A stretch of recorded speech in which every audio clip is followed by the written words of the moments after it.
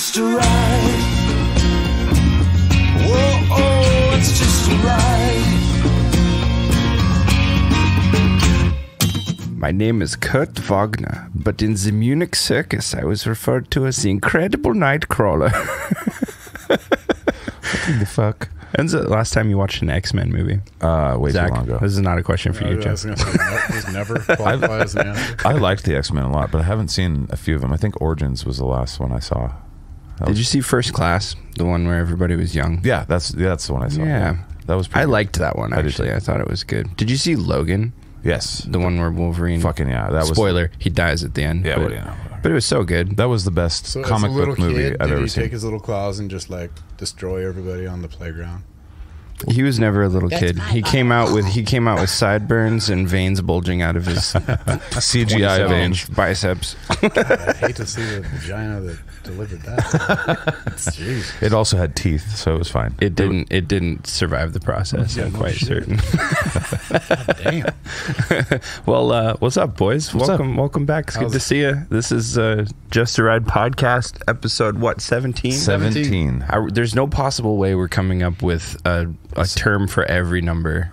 This is the Dave Craig for Seahawk fans. The Dave Craig. I think he was number 17. I'll take it. That's a sports ball thing that went over my head, but It went over all the sports ball fans' heads too. I don't have a good post prepared, so that's it. What's up, guys? What's up? I just want everyone to know it's a Friday, but it's also star date 47634.44, and that makes my nerd And notion. this is our captain's log. Captain's Who's captain? bullshit. Are we like the three-pronged captain? We're all lieutenants. That's just the way it is. Everybody's a lieutenant, and we fight for command. We're all yellow shirts. That's for sure. So, as always, we like to start the show off with learning about Jeff and his interesting career. And this one came in from one of you guys, and you take it from there. It's about filming the folks. Yeah, they wanted me to kind of just focus on basically these, they called it audits. And it's basically what all it is it's people filming the police while they're doing their job.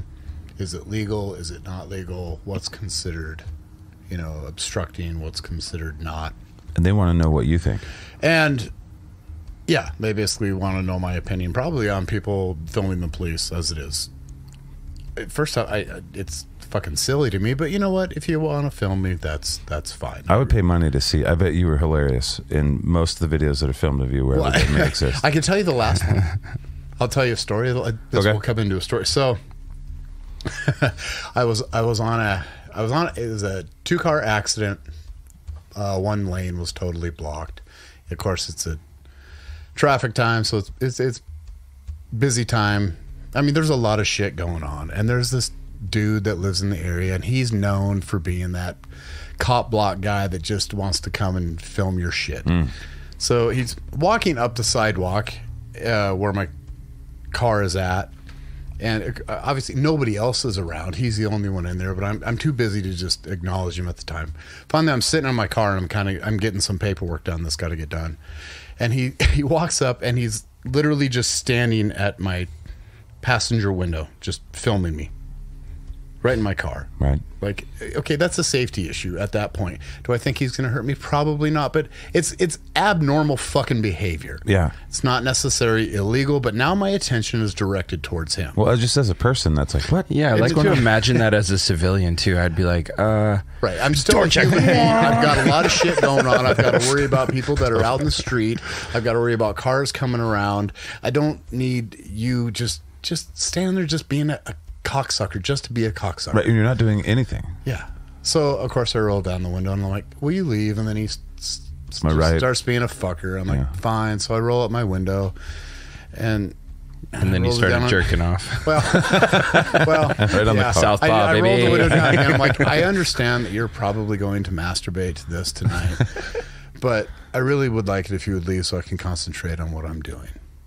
Rolled the window back up and he was motherfucking me. So I just turned on my siren. And I just left my siren on, and while I did because I can handle this in my siren, I listen to it all the time. Every once in a while I change the tone and he sat there screaming and yelling. That guy motherfucked me for a solid 10 minutes. He was losing his shit, and I just pretended like he wasn't there. And finally He got so fed up with it, he walked away. Nice. Yeah. I want to see the video that most assuredly exists that someone else took of this guy filming you in defiance of your siren. Yes. Just, that would be awesome. Seeing it from a third-party perspective would be so beautiful. It would be. So that's the kind of shit I binge. That kind of shit on YouTube. and you know what? I'm not gonna lie. I want to know if he has. If somebody else was on the other side of the road, not interfering with traffic or being another potential hazard that I have to worry about, or you worry about for their safety, not even my safety, for their safety. Mm-hmm. If they're off minding my business from a safe distance, film away. Do your fucking thing. I don't really care. Even when I would make traffic stops and people, you know, I walk up and they're getting their fiddle fucking with their phone, getting it all ready to go so they can, you know, shove it up in my face. Oh, I got you now, motherfucker. You stop me. You're going to do something wrong. I know it. Right. You know, I'm just like, look, I don't care if you want to film me, but can you do me a favor? I don't want it in your hand. It's just a safety thing. We're weird about that. Okay, so set up your phone wherever you want. I'll wait, and then we can continue with this. It's just the time is all based on when you're ready. And Somebody's setting up lights and lighting. most of the time, Let me get my makeup on. they realize how It's fucking in the frame. retarded Get it out of the they frame. are. They realize how retarded they are, and they shut it off. Right. You know, it's like, and I got to wear my stupid fucking camera. So if you want a copy of it, you can just ask for one. You'll get one anyway. Right. You know, Well, which is also goddamn stupid. Well, tell us about that, because that's one of the things that's interesting. Since I've known you, you and I have talked about body cameras. Yeah, and I, you know, most law enforcement actually like body cameras. Right. Younger generations now that are on the road, guys my age, you're probably not going to find it. I stayed on the road for a long time for my age. Transitioning to that was just not my thing. Well, Steelman, the body cams. Well, the body cam, the whole idea of the body cam is that it's supposed to protect us. That's, you know, they sell it. Well, no, it's to protect us from, you know, negative claims, which could be true. Right. It probably has happened. You I'm know, sure it's happened. and does happen, you know, but most of the time it's used against law enforcement. Mm-hmm. And like the camera isn't what the camera is filming is not what the officer is seeing. Mm-hmm. It's not a 360. The best way, so like you see these shootings and that are filmed, and people are like, oh my God, he just pulled his gun out and shot the guy for no reason. Well, there's a whole lot of other things going on that camera doesn't show. Right. It's kind of like when in football they use 11 cameras? Right. It seems like 1,000. Yeah. Yeah. So they throw I think the red flag. They challenge a play of somebody being out of bounds. And 10 of those camera, you're like, he is out, he's out, he's out, he's out. And then there's one camera like, oh my gosh, look at that, he is in. You know, we don't have the opportunity of 11 cameras. No. If And it was something, and they're used so heavily actually against law enforcement. The court of public opinion is pretty fucking hardcore, and with one angle, it does seem like the stakes are a lot higher than a football game. Right. It's just not enough information. It's a tiny, tiny bit of information. Yeah. You know, there are times, minimal times, where I think it's been helpful either for the public or for the officer. Would it be an sure. improvement for if there were 360 cameras, or if every police officer had their own drone, perhaps? Like a little robot. Why You does were a police committing a officer stupid thing. have to have one more than if we're talking corrupt. Politicians should have fucking body cams, dude. You just invented a thing that must happen. Everybody does. Fuck The politicians have body cams. Yes. Do babysitters have body? They can have the cams? sponsors on their suits. You know, Babysitter. They have the little hidden doll cameras and stuff. Are husbands and wives going to be required to wear body No. cams when they go out? 'Cause Only they're so public servants that are untrustworthy? allowed to have firearms and use them in a way that is different than what a normal citizen could do. I think that technology, just like any technology, is going to progress. I think it's still kind of in its infancy of as far as its usefulness, and there's inherent flaws with it. I can definitely see where you're coming from on it not being adequate for painting the big picture. But I ultimately kind of feel like it's a move in a positive direction. It's just maybe not there yet from where I'm sitting. Like, because I mean, you're going to have, with the way that VR and AR augmented reality technology is going, at some point I bet law enforcement officers will be wearing just like some glasses essentially yeah. that you can see exactly what they see. It's going to track your eyes and everything, and it's going to be assistance for them because you'll have a heads up information and shit. I think they're actually trying some of that. But on top of it's more than just people filming the police or the police wearing their cameras. When it gets into crimes, it prior to me leaving, basically if something didn't fucking happen on camera, if you didn't have it on film, it didn't fucking happen. Yeah. That's basically how crimes are treated. I mean, there's so much crime. There's so little prosecuting attorneys. I mean, so many cases are dumped anyway. Like, they want shit wrapped up with a bow, which means I want a video of the nun getting stabbed, you know, like, or, you know, we don't have anything. Maybe it's because witnesses are so unreliable. And you know, yeah, there's signs. Like, what color was that car? It wasn't enough to have the No, it nun wasn't. on the scene with a knife sticking out of her. Right. Yeah, looked And like her a saying it was him. Yeah, It's like, that we're wasn't not sure. sufficient. Where's the video? right. But I mean, it's almost gotten to where that is the case. Yeah. And that's not, I don't think that's productive for society. No. Well, bringing it back to cameras, good and bad situations. Like, what's people filming you? Give us a good scenario and give us a bad scenario of what that looks like. Of somebody that like, you don't give a shit. That's great. Keep doing it the way you're doing it. Oh, you know, I've had situations where, whatever the call, I think that car accidents are really fun for people to film. They like to see people hurting and stuff. Right. But I've had people get in too close, where I've had to say, hey, look, you can film all you want, but I need you to film over there because I don't want to have to worry about you, and I just don't want people behind me. So can you please move over there? And they're respectful people that just wanted to get some cool shit on cameras and, you know, whatever they do with it. You know, show it at coffee in the morning or whatever. So just stay out of the way. Those are good. Don't make the focus about you and your camera. But then there's the people that are intentionally trying to antagonize you, and sometimes they do dumb shit and they actually commit crimes doing what they're doing and get arrested. I bet. Also, adversely, sometimes they will goat. They are doing the right thing, but they're just being such cocksuckers that they goat the human out of the officer and then end up getting their ass kicked, and then the officer loses his job or whatever happens. Right. You know, so, I mean, because there's a human element to it. What percentage of people are the assholes compared to the people that kind of figure it out?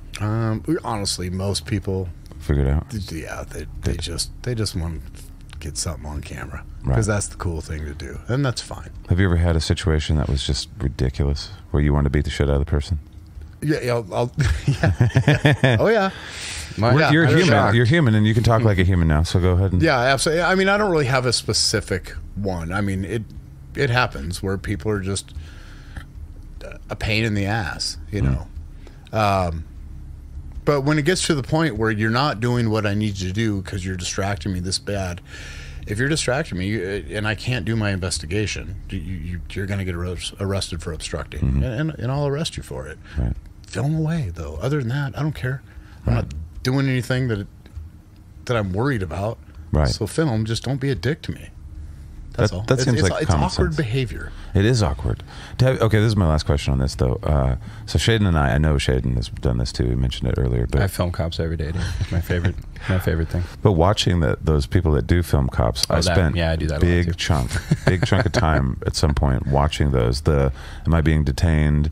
The sovereign citizen stuff. Right. All of those things I've watched to see those interactions. Have you ever watched many of those? Oh yeah, I actually ran into one. So, I mean, I've been in those situations where they're trying to go. Are you detaining me and all the fun questions? Play the lore game. I've sent you. It's actually impressive. I've sent some you of at those least people. one of the videos that I've watched because I watched it a few times and it was a weird situation. I don't remember. I remember you sent it to me, but I don't remember the video or the resolve. I'm pretty sure that it was. It ended up resulting in a suicide by cop situation, but this guy was the officer in it whose body cam was the primary angle, was backing up down a really, really long public driveway and then out into a street, and he stumbled a few times, and like I could tell it was very clear he didn't want to shoot this guy, and the guy had a knife and was, trying really hard not to give him a choice, but there was just some several places in the video where I was like, I feel like it didn't need to go that way, which is easy to say when you're not in the situation. But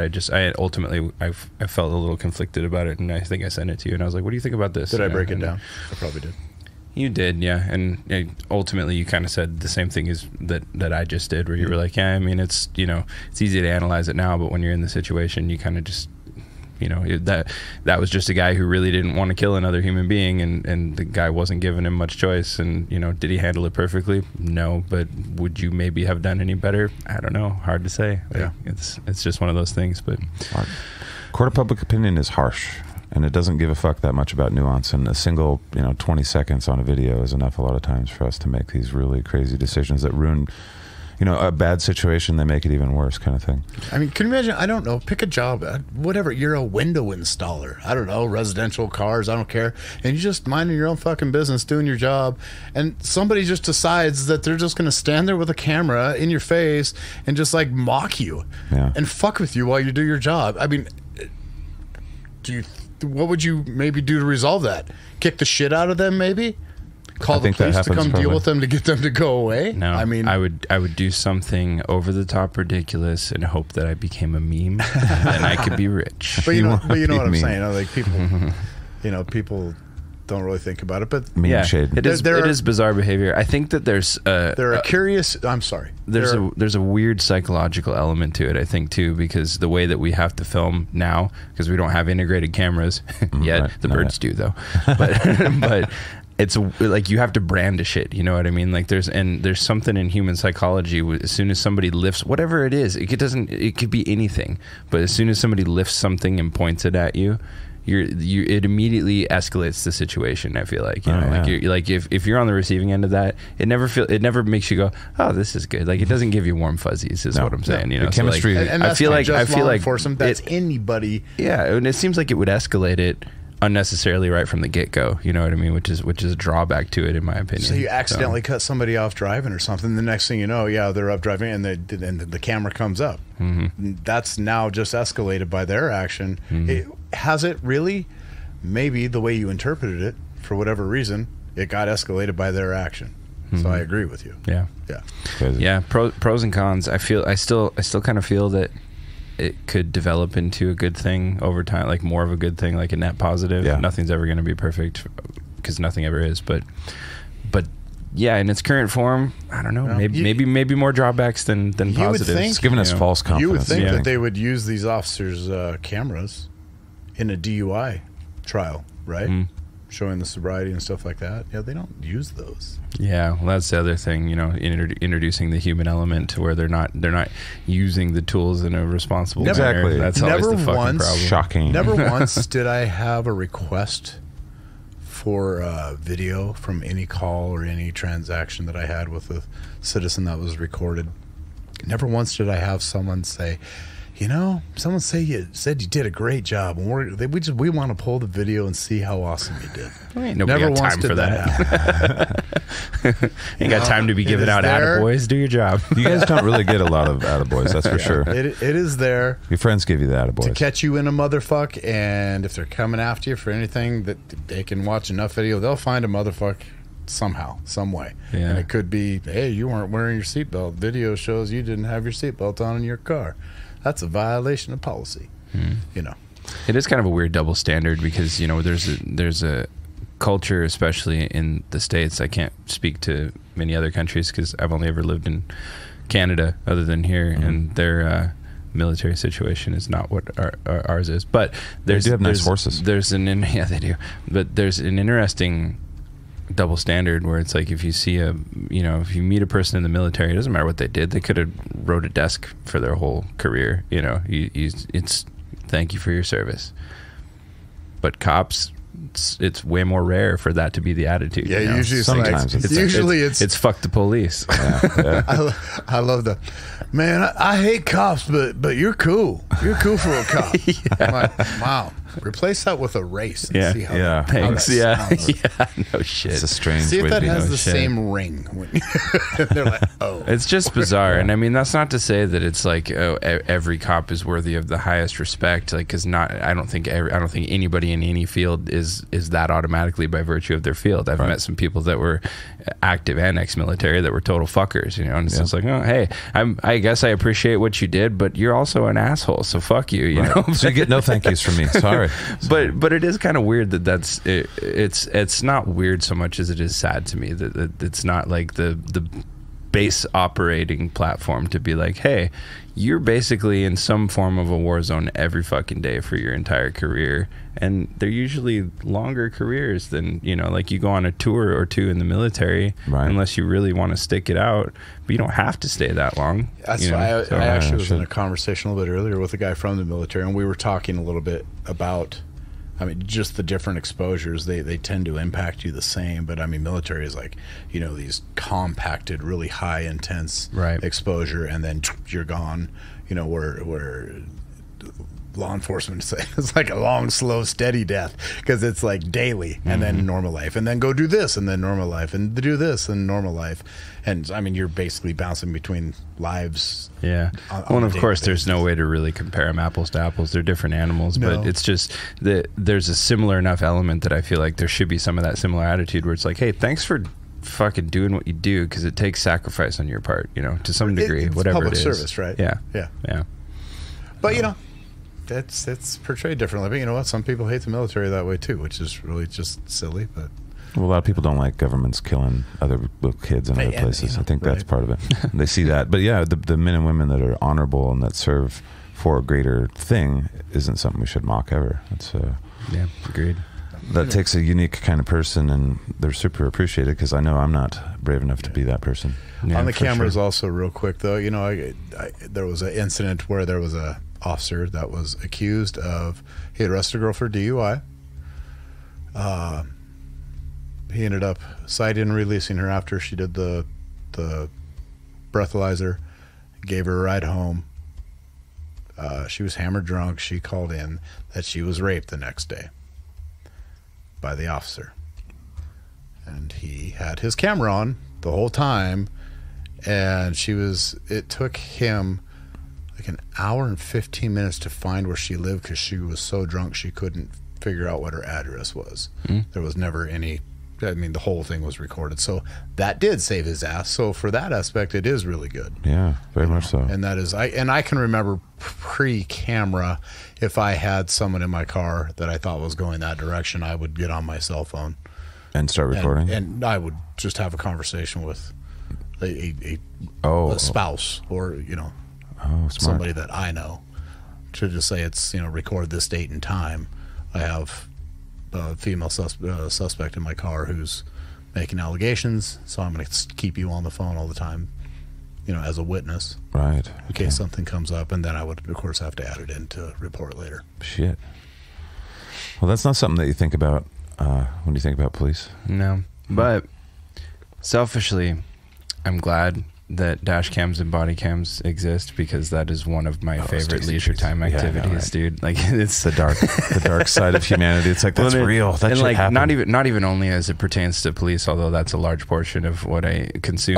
But like people, like civilian, like dash cams and helmet cams. Man, I saw the best one the other day. This guy was on a motorcycle, and he saw this dude driving in like a residential area. So it wasn't going too fast, but his wallet and phone were on top of his car, and he drove and accelerated, and they slid off, and the motorcycle rider was behind and saw him slide off, so he kind of pulled over and picked him up, and then he gets up on him, and he's like looking at the guy trying to flag him down, and the guy looks over at him and flips him off, like, get the fuck away from my car. And he's like, and then he speeds up, so the motorcycle rider's like, what the fuck? So he speeds up a little bit more and gets up there, and he holds up his wallet, and the dude's like, oh my God. He pulls over and he hands him his wallet, and he's like, dude, thank you.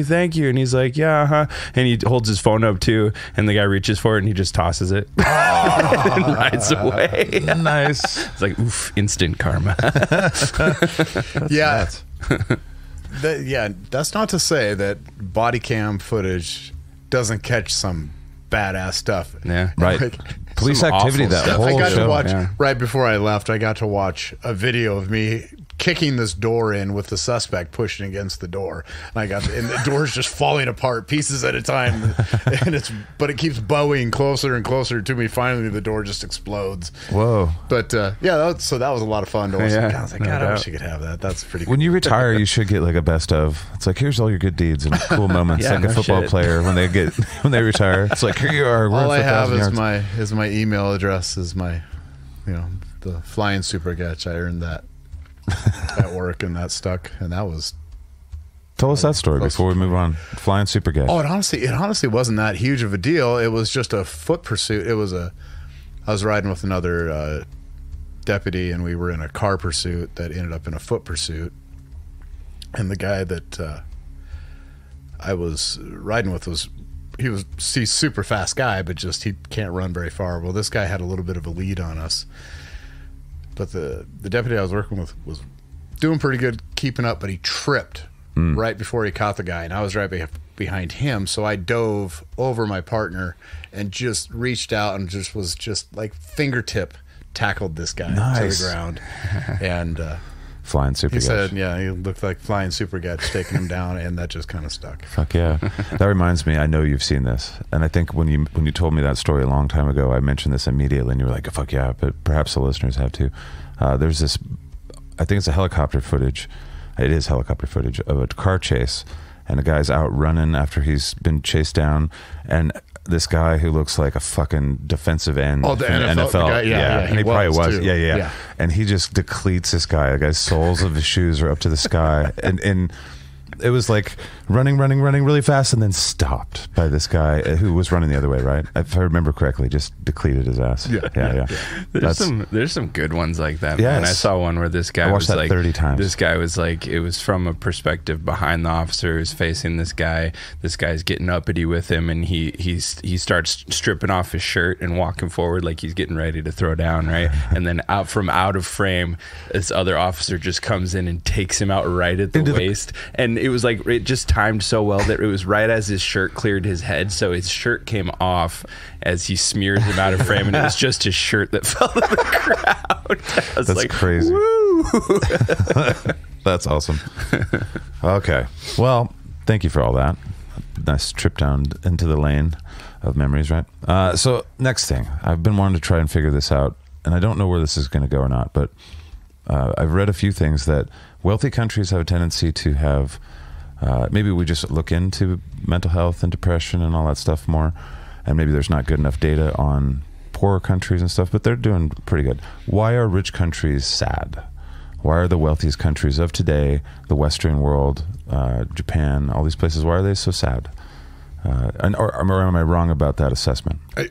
That is the first time I've actually heard that, so I don't know a lot of context. I should have probably come with some data, but I would say that it seems that things as far as mental health issues and stuff, again, they seem to be trending up. I don't know if that's true. I It's don't all know. pharmaceutical companies. It all goes pharmaceutical companies. Think so? Rich people can afford doctors easier. They go see the doctors more often. They get put on more medications for more mundane problems, which create larger problems, which creates more medications.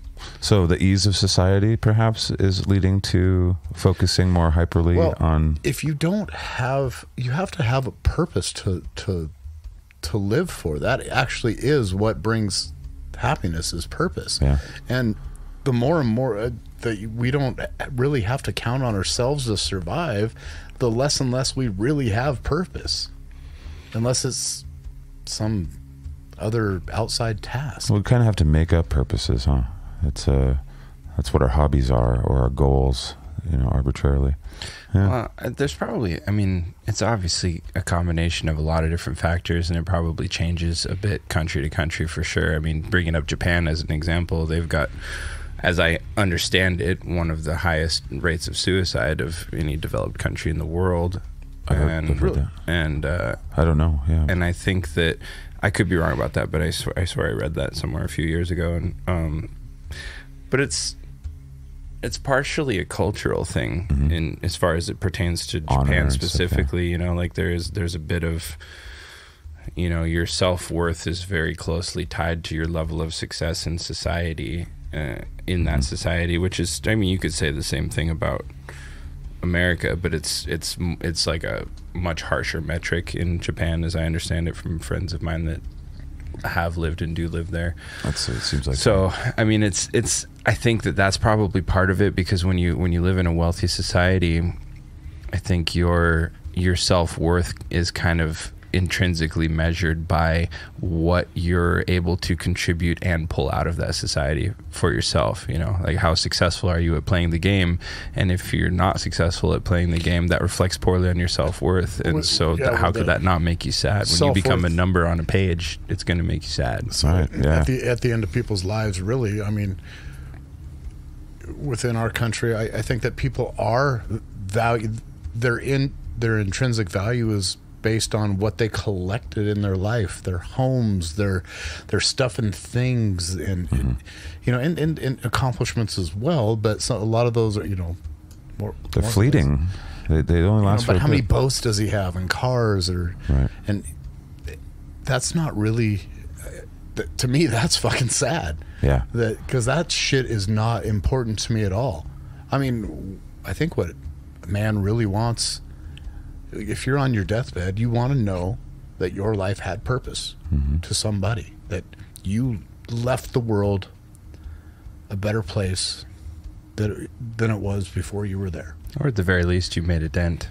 Okay. Whether it was good or bad, I mean, some people, they would feel like they had a purpose because they fucked up more shit than the guy, you know, the other guy in the neighborhood. Yeah. You know, like, this makes you think, like, what would you guys want to be remembered for? As, you know, 1 sentence, 2 sentence thing. How would you want to be remembered, if you want to be remembered?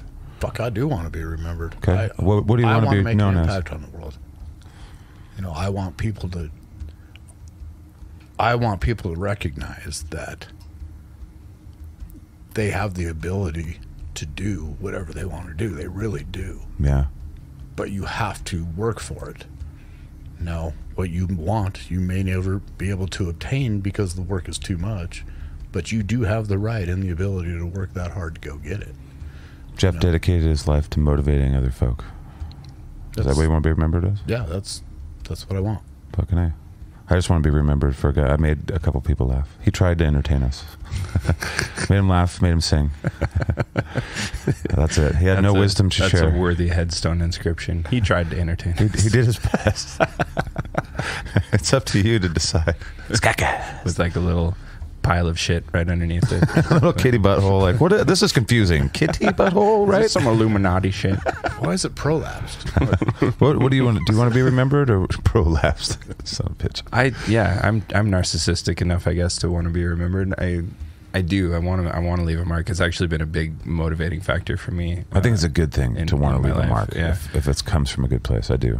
Yeah. But go ahead. I think I want hundreds of years after I'm gone, I want people to be able to look around and know that 1 in every 100 person shares DNA with me, just like Genghis Khan, baby. I don't think the sex cult hasn't started yet. This is pre-Shaiden's sex cult. I don't think it's inherently narcissistic to want to Well actually impact people where they change positively. I don't think so. Maybe it's narcissistic to want to have some sort of credit, or at least have some acknowledgement that you were able to actually impact people. I think it depends on how you're coming at it. Like, if you're coming at it like, I have all the answers and I'm good and follow me because I'm the best, look at what I do. I think everybody's turned off by that. But follow me because I fucked up more than you did, and I might be able to show you. That's the thing, just dude. We're different. All together. Or maybe maybe I'm fucking wrong still. I don't know. Life is falling up. Like, I don't remember where I heard that, but it struck a chord with me where it's like, you know, we fail all the time, but we're falling up. We're not falling down. We get smarter every time we fail. Fail forward. And actually, I don't want people to follow me. I just want people. I want people to follow their own lead. I want people to follow what they want to do, but actually go do it. You're like you're catharsis, I guess. You're trying to inspire, I guess. Yeah, right? That's yeah. I can tell you to do everything, but until you actually do it, nothing gets done. Is it because other people inspired you, and you're like, "Fuck, I want to." Yeah. I'm not really. I used to think that I would be, but I've gotten enough of a taste of it at this point in my life in small ways that I'm not really interested in developing any form of like a cult of personality thing with me at the center. You know, as much as I like to joke about it, right. I want to be way more focused on working on myself than trying to, you know, work on other people.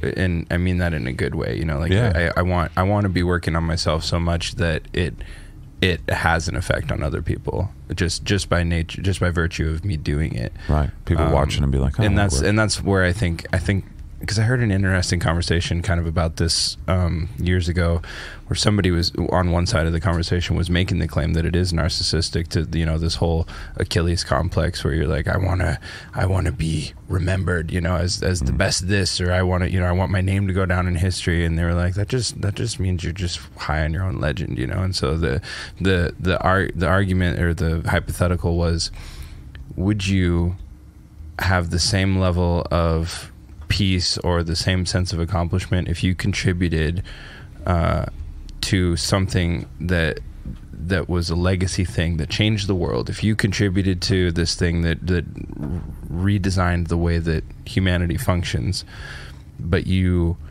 weren't remembered for it specifically, only the thing that you did was what went down in history, but your name wasn't part of it, would you still have the same sense of accomplishment and fulfillment from that? And I think, good question. If people were honest, the answer would be no. They wouldn't feel, you know. But people want credit. But on the flip side, I don't think that's necessarily a bad thing either, personally. And you wouldn't know if you wouldn't get credit or not. Yeah, so you're probably pushing to get the credit, and then the injustice at the end is like, well, whoever the fuck that was. Yeah. Who invented Velcro? Do you guys know? No. Yeah, Dr. Velcro, obviously. Sorry, so for example, like, and I was talking earlier. So a local guy here who, we've known each other for years, and I've been watching him change and really improve his life, and he's really doing a lot through fitness, and I'm watching how it's impacting other parts of his life, and now I'm watching his posts, and they're becoming positive posts and talking about fitness and nutrition, and I am seeing that he has been able to influence some people that's like, man, I've been trying to reach that guy for years, but he's able to. That excites me. Yeah. I'm happy. Now, I also know that I have a little bit of influence in his life, which also makes me happy. Yeah. But it's like, no, man, that's cool. It's the goal of somebody improving. It's not what I'm getting. I'm still getting a joy because, hey, that guy was able to reach that dude. I wasn't able to, but there was something. They have a connection that we don't have, and it's making him better. That's a win. Yeah. You know, so it's not narcissistic as far as that goes. No, to do good for your fellow man or to try, I mean, I don't think there's anything wrong with that. I think enjoying there's a place. Sorry. No. There's just not knowing what you don't know kind of thing about people. I think we often just kind of, I don't know, we think we know more about how to help each other than we do. I like how you take it because it's really about, you know, inspiring people to kind of figure it out for themselves. And I think that that's more respectful. I mean, my mom, for example, used to read every self-help book that there was. And a lot of them like had a plan, and a lot of people are looking for the plan. But the plan should be, you have to carve out your fucking life. It's your responsibility to make your own moral code and to figure out what your discipline looks like. And I mean, I certainly do have a basic blueprint that I could give to anybody and said, if you do this, your life will improve to some degree, and it would be true. But it's not for everybody. And right. That's not what I want to do. Right. I want to encourage people to. It sucks for discourse. Right. And our mental, there's such a different environment for each one of our little snowflake brains. We all are going through things that, a combination of millions of things that none of us could really communicate to each other to figure it out. That's true. I kind of treat situations in which people come to me with their woes, or, you know, they want to vent about their situation that they're dealing with, whatever thing like that it might be. I kind of treat those as gifts. Like I feel honored every time somebody puts me in that position, right. Even if I find it exhausting or daunting, or, you know, I can't stop immediately and address it, but I still I treat it like something special, because to me it is, and it's not a ooh, I must be great because they trust me with it, but it's an opportunity for me to gain perspective I wouldn't have had otherwise. You know what I mean? Like I've been approached by people countless times in my life so far where they want either just to vent to me about a situation, or they want my advice on a situation that I have no frame of reference for, you know, like whether it be like, hey, I'm dealing with this in my marriage. I'm like, I've studiously avoided marriage my entire life. I don't know, like I don't have any firsthand experience to offer you there, but I'm a keen observer. I pay attention to a lot of shit, and I develop opinions about everything because I'm a fucker. And so I mean, I can at the very least offer some perspective, but I appreciate being put in those situations because it forces me to expand out of my own fucking bubble. And you know, what is it, the old saying, walk in somebody else's shoes, that kind of shit. So right. I find a lot of value in that, and I think that, I don't know, I used to think no, but I think at this point in my life it would be enough for me to be remembered by all the people that I've been able to make a difference for. Mm-hmm. You know what I mean? Not that I've fucking, they're not building you a I'm pyramid. not deeply altruistic right, no, necessarily, but I have a hard time. I don't really have it in me to turn somebody away who's sincerely coming to me looking for some kind of aid. You know what I mean? So if that's the legacy I leave behind, I'm good with that. But nice. But at the same time, there is definitely a part of me that I'd like to leave a big fucking, you know, mark. Hell yeah. Like not in a, ooh, we're gonna build statues of Shaiden sense, but in like, well, we all look at this shit differently because that guy fucking walked the earth. You know, and it's like, I don't know how one goes about achieving that. It's usually probably an accident. Right. Yeah, they probably don't do it on purpose unless you're Napoleon. Or a cult. Okay, so we're back to the cult thing. That's I want to bring it back around to why rich countries are sad. I have two things that kind of came to mind, and I read a few things about these. I forgot we were talking Is that about what we were talking about? That is. I just asked No shit. I asked you another question about what you want to be left leave behind, your legacy. So I switched that. Okay. We're riding. It's a ride. It went to the loop-de-loop. But there's two reasons that I heard about that just made me want to think about this. One was boredom. That even though we are hyper entertained and we've got everything on demand and there's so much awesome stuff in the world, we are bored when it comes to causes and that kind of thing. And we'll come back to that. And the other one is focus. And this one fascinated me. And it was just a little documentary that I watched on Netflix or something. that thing we don't have much of. That's why we shift topics so often. They blame one of the factors of our focus issues lately is email. And I want to see what you guys think about this. Like, the concept is that, and as podcast hosts, we have this going on for us as much as anybody, I think, but maybe a little bit more, where when you know that somebody's emailed you and you don't have time to talk to them that moment because you want to do something thoughtful or you're just not in the moment or whatever, don't feel like it, whatever it is, in your brain, you're like, this person needs me and I'm ignoring them.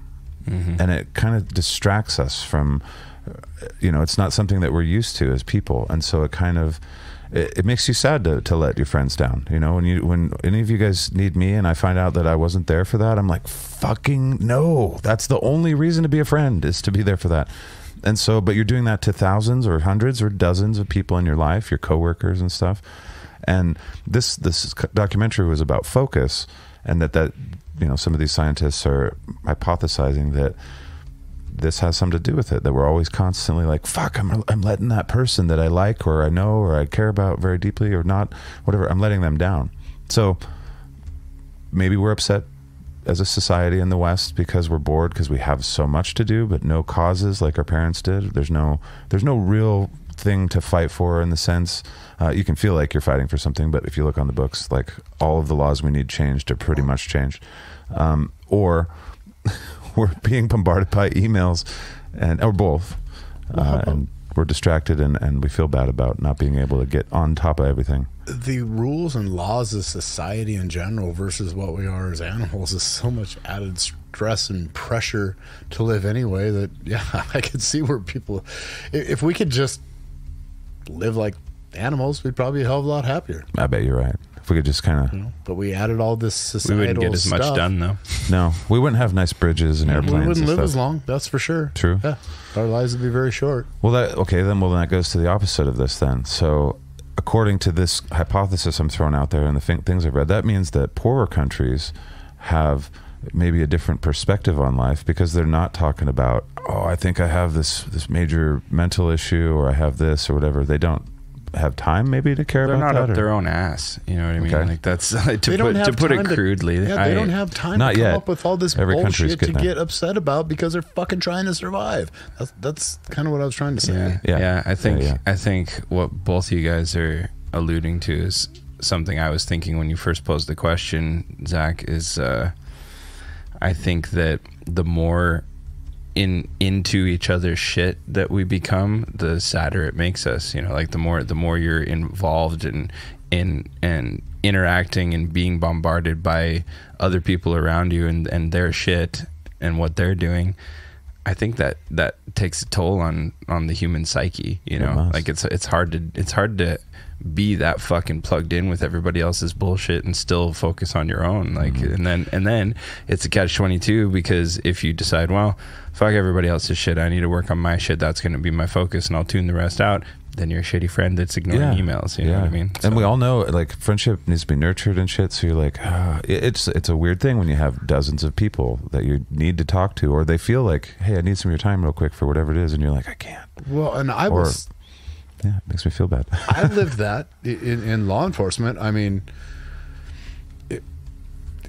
10 to 20 random questions from people a day.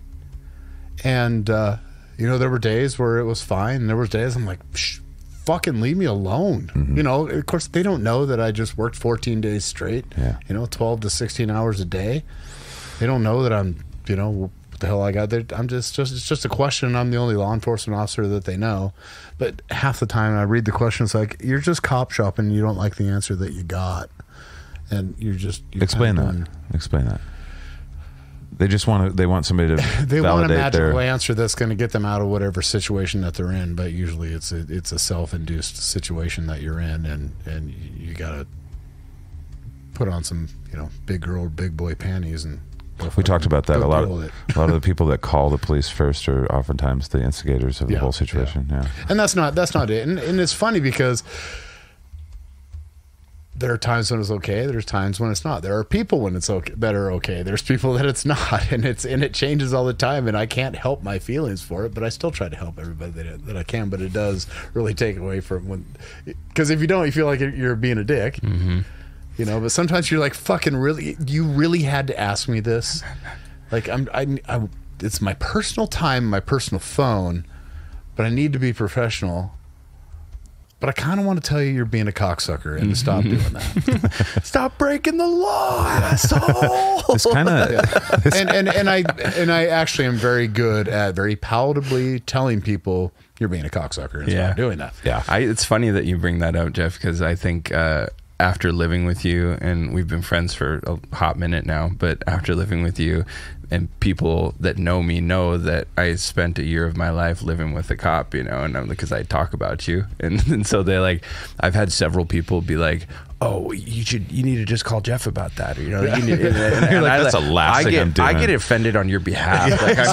I'm like I will be the last fucking person that ever calls Jeff for like cop related shit. You know what I mean? Even though you gave me permission, you're like, if you get pulled over, like, whatever, like you were kind of my maybe get out of that situation, but I wouldn't do it, and I wouldn't, because I got pulled over one night after I had been drinking, and my girlfriend at the time was with me, and unbeknownst to me, as I'm there pulled over waiting to see how things are going to play out, she put a dead body in your trunk. She fucking texted Jeff and was like telling him that I'm pulled over and had been drinking, and like I'm like, what? Like, she told me after that she had texted Jeff. I'm like, what? Like, we got in a fight about it. I was like, why would you do that? Like, don't do that to Jeff. That's not fucking okay. There's a guy that we he all goes out know. into the woods just to get away from all you people for weeks at a time. There's a guy that Things we are all bears. know. And like, if you're going to, first off, lie to the police and tell them that you are my brother. Okay, so don't be driving without a license. And don't be drunk. Yeah. I don't appreciate that. Yeah, no shit. I feel like so many people, like all the other police officers, are probably have heard that so many times. Like, oh, I know Jeff Getchell. Well, dude, he's my brother, and it's like, yeah, he's got a lot of brothers. Yeah. A lot of family in this town. Constantly, it's like, dude, is there anybody that you don't know in this town? Right. And yeah, there's all kinds of people. I don't know, but a lot of people know who I am, apparently. You know, people don't know the story really, because this is, you know, a lot of people don't live in Spokane that are listening to this podcast. But Jeff's kind of he's a Spokane celebrity because he's the police officer that infiltrated the music community. Infiltrated. That's Exactly funny, what you did. There's a whole story about Yeah. I think I did. He didn't do it nefariously or for the state. Yes, I don't he did. believe. It's possible. did. We'll find out decades from now. That we've all been cased. It's all an FBI. He is our NSA guy. But no, he was this tattooed out, rock fan and really all music fan. And he would show up and everybody was a little like, what the fuck for a second? But it became, it was within that same what the fuck moment, they all were, I don't know what happened, dude. You became kind of a rock star more than all the bands in the area. And I was just a walking starburst. I've always been that, the walking starburst. People, again, it's categorizing people, which we do for safety reasons and such, naturally, but you can't box me. Because I don't make any sense. you don't make sense. Yeah. You are an enigma wrapped in a mystery, also with some other things that are hard to understand. Anyway, but so yeah, Jeff in Spokane, we did a thing called Getchfest, where we had basically some of the very best artists in our region come out to kind of tribute you for your birthday, basically. That was so much fun. It was That's fun. actually, interestingly enough, I think it was the first Sketchfest where you and I really started to click and communicate it more was. because we were both like on the bill separately. Yeah. And I was like, oh, that guy's fucking good. Yeah, I remember hearing your voice. I was like, shit, dude. All right. Those are his songs? We've been jerking each other off. On that note, I was talking to Paulie about this. I'm like, it's really funny because the best friends that I have in my life, when the ways that we met, it really was like bromance. It was, dude. I think Eyes I met wonder across from the room. Yeah, it was a like, rom-com for like, sure. I wonder if like there's the same chemicals. There's just minus the sexual attraction that happens. Because like really, like Zach, when you and I met, it literally was like seriously the slow like a stare motion across the room. Like it was like I fucking know that guy or something. Yeah. And We even said that within like the first 10 minutes of talking. It's like, do I know you? Or they're like, you're real familiar, or that kind of thing. Yeah, we just jived. Yeah. And then Shaiden and I had Same. a couple gets together, and then finally I'm just like, dude, you were somebody that I can talk to, and you are someone that I want in my life. Like I'm reaching out to you because I want to be your friend. I don't like a lot of people in the world, and I don't want to hang out with a lot of people. But you are somebody that I want to learn from, and I think that I can have some value in your life. And then it just ended up to be so. Yep. It's fun. Self-fulfilling prophecy. I'm glad that you communicate like that, because that is one of the things that maybe people don't do as much. Maybe us men don't do as much. And I just had the same conversation with you can love another dude, and you don't have to worry about your cred or whatever. It's like you can have a deep love. That's what Lord of the Rings is about. Read that book, and you will see the deep love for a heterosexual love is absolutely amazing. I've been pretty. What am I trying to say? You know I've what I'm been saying. pretty fortunate in that department in my life. Is I had my brother who was on with us, and he's kind of just like anybody who's friends with me almost automatically becomes friends with him when they meet him because we're so fucking alike.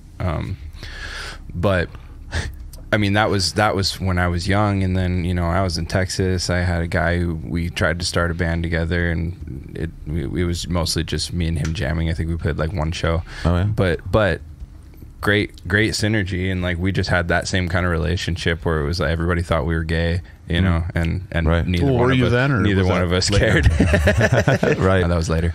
Right. But I literally said to that guy, I was like, hey man, love you, like it was just our relationship, and it's rare for me, I guess, I probably have been more open with that than a lot of dudes in my life, but it's still like when Jeff, when you told me, like, I don't like a lot of people to the point where I pursue them to be friends, I was like, oh, hey, man, you're speaking my language, like now you have my attention, because I'm the same way. Yeah. You introduced me to Shaiden we met through the music thing for sure, but then it was helping him move his house. I think that you and I broke really my phone screen that day. Sorry. It was you I and let Ryan. you live there. It was you and the drummer for Banish the Echo, and you guys were we all helped you move all your bear stuff. That's right. Not the only thing that got fucked up when I was living with you. I think I fucked up my collarbone when I was moving. Oh, that's moving the refrigerator from Mike's house. Quality fuck. I was Why is everybody gotta have heavy shit? I hadn't even been asleep very many hours. This fucker comes in. He's like, "Hey, are you awake?" I'm like, "Well, fucking him now." He's like, "Good. I need your help." I'm like, "Okay." I'm like thinking, "Oh, what does he need? Like something around the house?" No, we're gonna go pick up a fucking refrigerator. Oh, yay. Oh, from Jonesy? Yeah, from Mike Jones. I love Mike Jones. All right. Well, actually, this kind of goes into a subject that you brought up, Shaiden. I'm going to awkwardly transition to it. Nice. I love your awkward transitions. It's economy of energy. And so we were just kind of talking about that. Folds right into it. I think so. Yeah. So why don't you lead us on that? What the hell are we talking about? So this is a long-running theory of mine that's probably, I'm sure I stole it from somewhere or several somewheres and pieced it together, but I think about this a lot, and to the point where it's almost part of my mantra, I guess. But I think that everything that you do requires that you spend energy on it, no matter what it is. If you're interacting with something outside of yourself, it costs you energy, right? And you have to, anything that you intake gives you some form of energy or some level of energy, but those things are not the same person to person. Like what gives Jeff energy may or may not be something that would give me energy. It allow me to kind of recharge. And so you have to kind of pay attention to, your input and output of energy, and you can run out of energy, but I think that you can produce more energy. Like you've been in a position where you're like, man, I'm in a public situation. I don't really feel like I have the energy to match this person that I'm dealing with. They're just way more high strung than me, or they require more attention than I feel like I have to give to anything right now. But you just manufacture it. You paint it on, you drum it up from somewhere. Resentfully. And I kind of wondered, I'm like, well, what is that? That has to come from somewhere, right? Like energy doesn't ever, like it just transforms. It doesn't ever, but it all has to come from somewhere and go to somewhere. Almost like psyching yourself out for to do a set when you're lifting. Exactly. So to speak. Yeah. Go ahead. And I feel like when you're doing that, my theory is you have to borrow against future energy in order to go do pulling more. From the tap, yeah, so you're pulling from the reservoir, and you can do that, and some people can do it for a long period of time. I think the three of us would probably all be examples of that. I've done it for years. But at a certain point, that debt comes due and has to be paid, and what that looks like can be shorter lifespan. Yeah, I mean shorter lifespan, or you go through just when you finally need to go recharge. Is this about me losing my hair? Wait, what? It's all gone. I couldn't find it. I didn't know you ever had hair. I've only seen hats. Bro. I know. I only wear hats. Fucking it. I'm getting there. And so I mean, a healthier approach would be you find time to fucking recharge, and that's all it is. But I mean, so there's times where you don't allow yourself that time to recharge, and you have to like crash and burn, and the severity of that depends on how hard you dipped into your reserves. What's the moral of that story? The moral of the story: take time for yourself every fucking day. Take time every day. I think that's wise. Yeah, for sure. Yeah. Make it happen. If you wanted to make a positive, go get a moral. I wasn't going that direction. Hey, no, I mean, I agree with that, but mine was more of I wanted to invite all you guys to help me assess this and refine this. Actually, observation. I kind of dig that what I have. you're saying. I don't know where the reserves necessarily would come from, but I can say that you can get into a more of an exhaustion to where your exhaustion goes into a depression if you're not careful. Now the recharge for people is different though. Sometimes people are recharged by being around other people or going out. Yeah. Or and I'm kind of both. I can recharge that way. It's all chemistry. But sometimes I need to get the fuck away from people and not be around anybody. And hear the hum of the earth kind of alone. Yeah. Well, athletics teaches you, and lots of other things too, pushing yourself real hard, teaches you that you have more inside you than what you think. We're not usually running at 100%. We're usually running like 60% or less or something. And then, when you get that workout, second, third, fifth wind, where you're like, whoa, I just ran a marathon, or I just did this Ironman thing, and I was tired in the first mile, and you get those 50th wins or whatever. So you have more than you think in you probably too. Yeah. But I'm wondering how you guys, when you have spent too much energy on whatever it might be in your life, how do you recharge best? What's a go-to to recharge? What do you need to do? I would say my recharge now is pulling away and getting self time. And sometimes, we talked about being in our heads. Mm-hmm. Sometimes it's okay to be in your head. Yeah, that's where you live. Yeah, it's okay to get in there and dig around a little bit. Try and be productive, though, right? But you know what? It takes time to do it. Yeah. Oh God. Yeah, I think valuable. when we were talking about being in our head, it was more like being caught in a cycle when you didn't in your head. yeah. When you you're didn't stuck wanna in be a in rut it. in there. But yeah, going. I couldn't be a bigger fan or a bigger proponent of intentionally going internal. I think there's a bigger world to explore inside of yourself than there is outside of yourself. And I think that's what Where do you happens go? with some of it. Real quick, Go ahead. I think that's what happens with some of that exhaustion is you know there's shit in there that you need to sit down and think about and make a plan for or address, and you don't. And the longer that's just bouncing around in there where you're doing all this other shit, the more time you're going to need to get a perspective on your stuff, and that's why you can get depressed. What does that look like? Does that make sense? yeah. What does that look like for you when you're trying to figure shit out? I mean, do you sit down with a piece of paper and like pros and cons and Yeah, sometimes it's pros and cons. Depends get on away if there's a decision to be made where there's 1, 2, or 3 answers. Absolutely. where do you go to get quiet? Besides, if you can't go to the woods, because I know you can't do that all the time. Although you do a lot, which is awesome. I make it happen. Is Do what you? I do. What do you do when you can't make it happen to clear it up? If I can get by myself in my house, Okay. and unfortunately, I'm with somebody like, hey, I need to have some time by myself, and Right. she's like, okay, I won't come over today. Okay, or just call me when you're ready. Which is really nice. Yeah. A lot of people don't have that. Definitely not. A lot of people relationships, they take it all personal and, and like, well, can I help? And then they start getting up your ass. Can I help you and fix this problem? And that was me. That was that guy. For sure. I'm like that too. I If can fix help it for you. Fuck it. No, I can't. Anyway, I just choked on my own going off tongue on a right there. tangent. That sound in the background was But me choking writing- on my tongue. Sorry. Yeah, my writing, I like to write. That's Songs my thing. and whether it be poems songs, poems, or just write thoughts out and just go with it. Some of there's stuff I still go back and read that I wrote 2 years ago Yeah. because it helps me get perspective, and in that I can see where I'm growing and some things that I want to do. So it becomes having value down the road if you can get into your head. I wonder, does writing that shit down, is that a recharge thing? It is for me with music. Yes, yeah. it It's is like a recharge. even thing. more than just recharging. It's like therapy, but If I do, get lucky enough where I can create something. Yeah, it's definitely, because like, I have something to show for whatever fucking trauma I was dealing with at the time. Look at that, I made something pretty out of it. no shit. And that's that's destroying your obstacles and making better than a something jizz beautiful sock. out of the debris, right? Yeah. Yeah. Big time. Yeah, I'm more of a fortress of solitude kind of guy. Like I recharge best when I'm in a space of my own creation and no one else is allowed in. Not even like, and I have to give myself permission not to even respond when people try to reach in. You know what I mean? I've had Like to do that the when last- somebody's, and it often makes me look like a cunt. You are. Especially to So my am I. friends, because like somebody will like reach out and be, ask me a question or, want to interact with me, and I'll just look at it and go, nope. Right.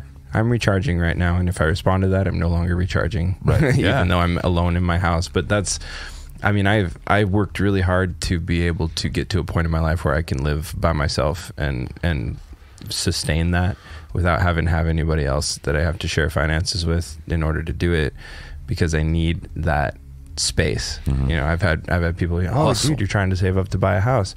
Why don't you just get a roommate? Like, you got 2 bedrooms in your house. I'm like, no, I won't. Why don't you just like move in with your girlfriend you've been dating for years? No, I won't. I need, because that space is more valuable to me than any other resource. I need to have a place where I can exist independently for set periods of time. That's the only way I can truly recharge, I think. Fair. And it was pretty amazing to watch you after you moved in with me. I mean, at the place that you were in your life.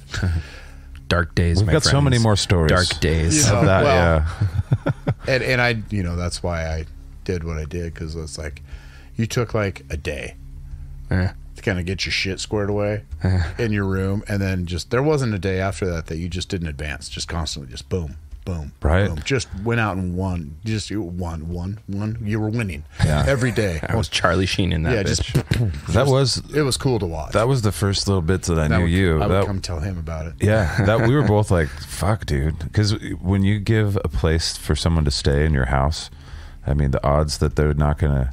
I mean, I've been that guy. I lived in somebody's house where I was just wrote songs and kind of made a mess and fucking, blah, blah, blah. I moved forward in my life or whatever, but not to get out of their house, you know what I mean? So, and I was used to that too. I've had roommates that have kind of made my life hell and sucked energy and stuff. But yeah, dude, you were, I don't know, you know this about yourself, but you just fucking, I don't know, every single day was like, dude, he wants to get out of here and fucking do his own thing. Like, fucking A. No, real talk. It's.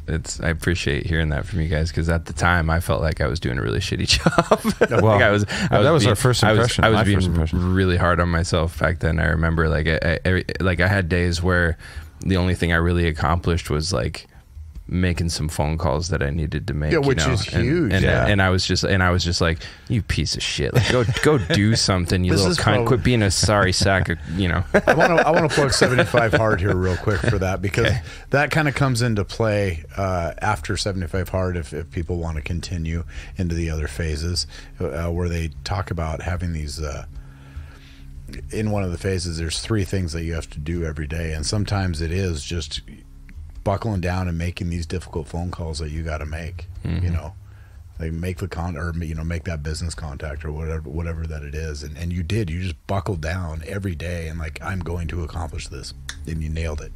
It's just and of course me, that's like mental porn for me, just watching people tackle shit. I love it. You were the perfect roommate, and that was my first impression. It was like, well, that's fucking all right. Yeah, the guy can sing like a motherfucker too. You know what? Like a badass. You know what? I'm gonna set my humility on the back burner for a second in relation to that. Do it. I am a fucking deep and sorrowful loss to the roommate community. I am the best fucking person to live with. Guy does his dishes. And I was like the shittiest time of my life, and I was still a fucking bomb ass roommate for the most part. And I could talk that fucker into just like, hey, let's work out. No. Yeah. All right. I bet you can't do this. Probably right. No, I bet you can't. All right. That's me wrestling with my pride in real time. Like my first forced reaction when somebody says, I bet you can't do this, is to go, like, internally I'm like, I bet you fucking can, but externally I'm like, yeah, you're probably right, I can't. And then like, no, but I really bet you can. I'm like, all right, fucker, I'm gonna do it. That's all I need. Push the button twice. And it activates. He went from about 20 pounds overweight to 6-pack abs in 2.5 months, maybe, tops. Yeah, if that. Tops. That breakup drop weight plus working out and actually eating healthy was the perfect combination for him. It was amazing. And I don't think we were drinking then, were we? You had to. I was. No, we were. Had to been. Gin. No, we were. Me and my gin, dude. Yeah. Yeah, a lot of it. Tastes like piss, but not a lot of calories. Is that what the gin is? I read somewhere once that gin doesn't break down into pure shitty sugars like a lot of other alcohols it digests differently. That's why you can have it like in the keto lifestyle kind of thing. I guess that's what I hear. I wouldn't call it good for you, right? But why can't something that gets you inebriated maybe be good perhaps for you? the least bad for you in that category? I don't know. That sounds fair. I think that's fair. All right. Is there any more that you wanted to talk about with the economy of energy? I don't know. I think I got my point across. I'm more interested in getting some other people's perspective on it, because it seems to be a provable thing, and I'm by no means the first person to talk about it. I had a friend actually. She told me she read it was put in terms of spoons. So they say you have this many spoons when you start your day. You have a handful of spoons, and then every person that you do something for gets a spoon. Okay. And whether it's, your boss at work, or your friend, or, somebody that had a bad breakup that wants to talk about it, or, the guy that you had Does anybody hand you spoons throughout the day? Yeah, everybody has spoons. Okay. But whether or not you can use their spoons. You could get a lot more shit done if you weren't carrying spoons. Free your hands up a little bit. Hands-free spoons. But you see where it's going. The analogy is, at a certain point, you run out of spoons. Some days you might end up, I still have a couple of spoons all my left. spoons. And other days you run out of spoons by lunchtime. And can you trade in the spoons? I think For forks. for forks and knives. I think So the you do moral. the same shit with analogies that I do. I'm like, okay, let's introduce a bunch of more variables. I think the moral of the story is to leave. What is the value of a spoon? Is it silver? Just keep everyone away from you and don't give out any spoons. You're like, I want to eat. I want to eat the porridge with 6 spoons in each hand. I don't know if that works or not. All right. Well, there's another one that you were going to lead us on, which is allowing for bad things to happen in service of a larger good. Oh, I recommended a bunch of serious bullshit today, didn't I? Yeah, I like it. Yeah. What's what we're doing today? Good. I'm into it. That's the way my brain works anyway. Yeah. So this is something that I have to remind myself of a lot, and I guess I check in with myself. This is one of the things I revisit a lot when I'm going internal, like we were talking about. But I feel that people, myself included, often conveniently overlook the fact that when you're trying to accomplish something that is a good on a large scale, there's almost never a circumstance where that doesn't force you to have to allow for shitty things on the smaller scale. So to put it as a poignant example, freedom of speech in the United States would be a prime example of this, where it's you have the right to say what you want to say when you want to say it, and just on those grounds alone you can't be punished. And we can get off in the weeds on the little, but what about fire in a crowded theater, whatever. Right. But as a general rule, let's just, for the sake of argument, freedom of speech is something that in our country it's not supposed to be infringed upon. But the trade-off for that is that means that you have to allow some people to say some shit that you find reprehensible. And that's just part of the cost of having this big net positive. And it's easy to look at it on that large scale, but when you start looking at it on a smaller scale in your own life is when it becomes a harder thing to wrestle with, because you start getting into these positions where you're thinking, okay, I'm trying to accomplish this outcome, but it's going to require that I allow for some crap things to happen, whether it's to me or to something or somebody else that I care about that's involved in this scenario. And you get caught in this constant, pro-con analysis of, is this thing that I'm trying to accomplish worth it, or is it good enough that it justifies the shitty things I'm going to have to choose to tolerate along the way? Or can I even choose to tolerate those? Or am I going to just give this thing up because I can't bring myself to tolerate that shit? Right. And it's There's a lot I could dive into right now that I'm not going to. you don't want a podcast for 6 hours? It's just not appropriate right now. Nothing worth doing is ever easy. I think that comes to mind when it's like For sure. all of the things in life that For are jerking off, dude. That's very worth it and Yeah, not too difficult. well, it's not. I mean, you got to work out a little bit to get the wrist. I mean, but you start off young, and so you work your way up. But go ahead. What were you going to say, Jeff? I just wanted to was throw it. that That little. is what I was going to say. Yeah. Okay. Oh shit. We're on the same I page. feel ya. Yeah. There's a lot I want to add that I won't add. Well, But yes, I do believe that it's, I mean, it isn't. The pros and cons, I mean, yeah, you're dealing out pros and cons, and most of the time, to get to a good place in life, you have to go through shitty stuff. That's just life. Yeah. That's okay. Yeah. You know? Well, I mean, it's the pain that gives you muscles, that grow your muscles. It's the fear that once you get over it, that's where you learn all the stuff. I mean, it's the conflict in your life that gets you to grow. So, I mean, everything that kind of hurts, not everything, but a lot of the things that are meaningful to us initially hurt or initially scary. I don't know. Yeah. Growth happens the most within the context of pain, for sure. I'm a stack it on guy, you know? Yeah. I'm like, well, I already know I'm going through some shit, so let's just add this, and this, and let's go through it all at the same time. I have And a bit of then- that as well, yeah. And then you have bigger periods of where everything's just cool. And it's funny because you get so much pressure, you actually resolve a lot of other things in the midst of that. Yeah. Yeah. And you get to test yourself. How do you get through when you're stacking things? When you've stacked yourself? Do you ever find yourself you're like, I've stacked way too much? What do you do then? Do you just You chew? just hold on and just, you know. Yeah, chew on your what plate's you can full, chew and on. it's like, okay, one That's the bite at a problem. time, Yeah, motherfucker. when you're One- like, I bigger really bites. I really want a bite of that, but I can't have that bite yet. Not until I get to this. I choose Can't have your meat. I Can't have your choose pudding without your to, meat. to kind of piggyback off your analogy. I definitely choose to carry as many balls as I possibly can at any given moment, and I just allow myself to drop some along the way, and I'm like, ugh. And I'll be the first one to admit it. I think I did it to Monique just this week, actually, 'cause she asked me to do a little writing thing that probably wouldn't have taken me very long, but I was just like madly off in all directions. Right. And then I woke up and I noticed that she had like done it. And I was just like, I'm a piece of shit, you know? So the first thing I did was send her a text. I'm like, hey, I'm a piece of shit. Well, that's how you don't hold on to it, though. Like, you face the thing. Yeah, exactly. It's kind of scary. That's kind of an example of exactly what I'm talking about on a small scale, whereas I purposely took on more than I could handle. And I thought maybe I'd be able to pull it off, but at the end of the day, I wasn't able to. But I allowed for that to happen along the way, because the shit that the macro shit that I'm doing, I'm okay with dropping some balls along the way and having to eat some crow and be like, hey, I fucked that up, my bad. Yeah. But that probably endeared her to you, or you to her, in a way. She definitely let me off the hook. So yeah. Because you communicated. I don't know. I did go back and get it done after that. Yeah. I mean, I did. I went and added my my spice to it. But yeah. Well, I wonder if communicating and just I don't know, ending.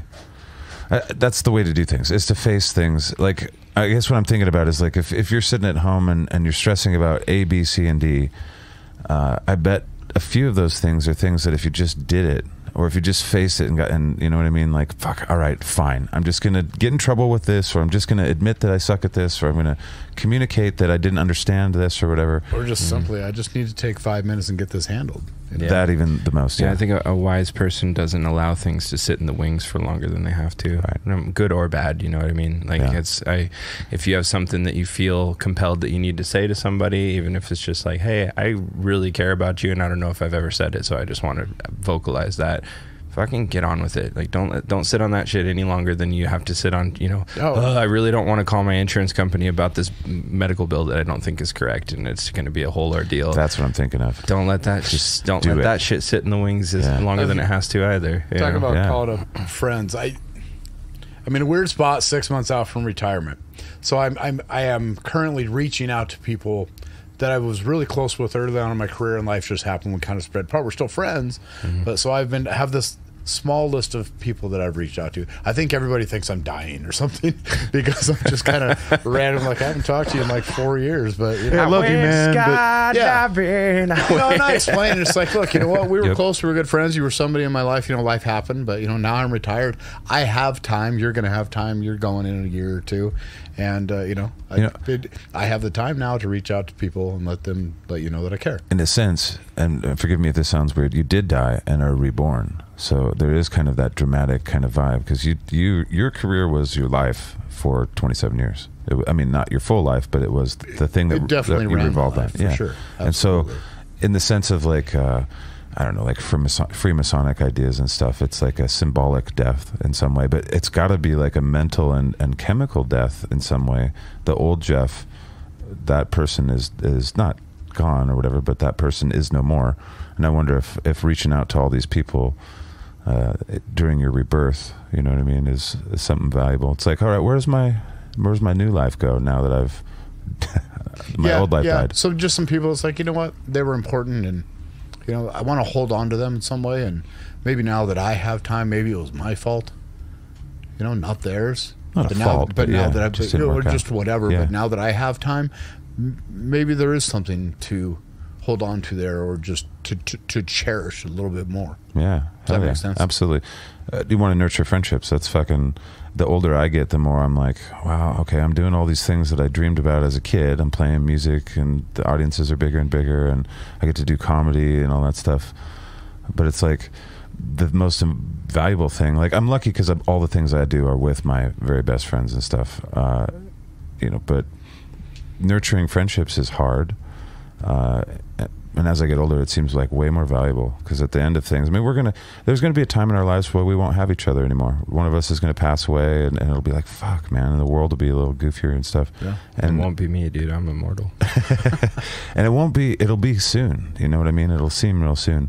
So every time that we kind of take for granted those things, it does kind of, it's like the email thing again, where it's like, I'm letting them down. And more than anything, I'm letting myself down, because I want that. I want I would like for my friends to think of me as like, that guy I felt like he cared about me. I know that he loved me, you know, and we're not always good at like being able to know what each friendship needs. You know, everybody's different as to what we need and stuff.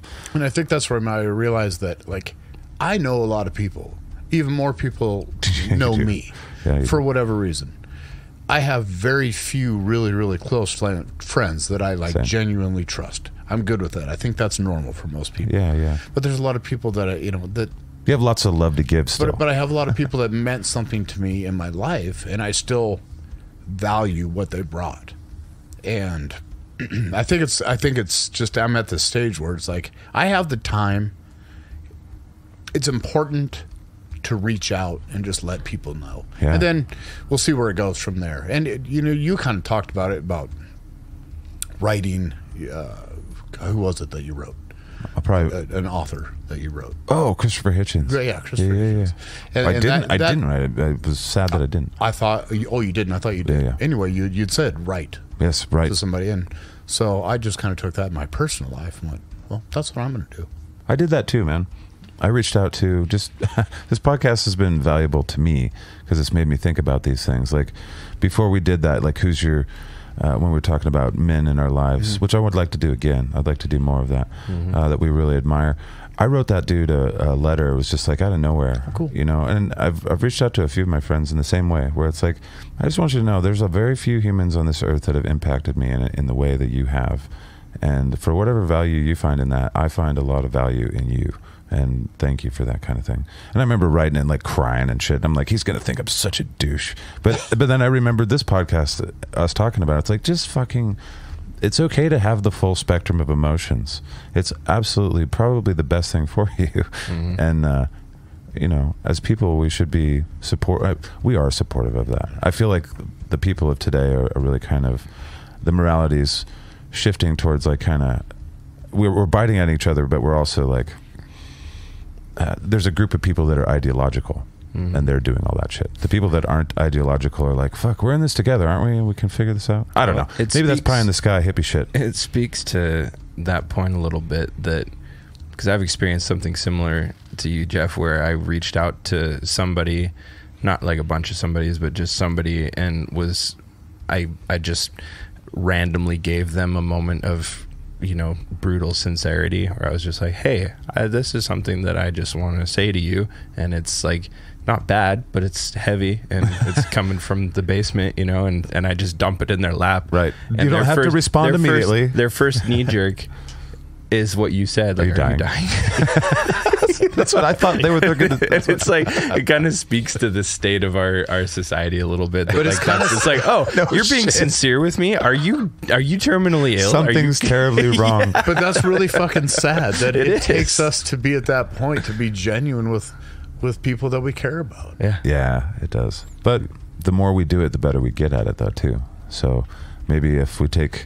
Maybe that's a homework assignment for the three of us. It's like the shock value sometimes is a little bit entertaining, I must say. Yeah, it is. Yeah. I think we wind ourselves up about doing that kind of shit where we're like, oh, what if they think we're like, nerds? Yeah, what if they think I'm just a total dweeb or whatever, you know, like, I'm so beyond caring about that what if they don't reciprocate, you know, like they're just like, yeah, I liked playing video games with you, you know, once upon a time. Like, it's just like, we get so up in our heads about it. But I honestly, I've tried to make a practice in my life of doing that, of like, when I really have something that I want to sincerely share with somebody that I value in my life, I try to just carve out time and fucking do it. And it's usually randomly. Like, it's not like mid-conversation, like, oh, I haven't talked to you in 3 weeks. What the fuck? Where did that come from?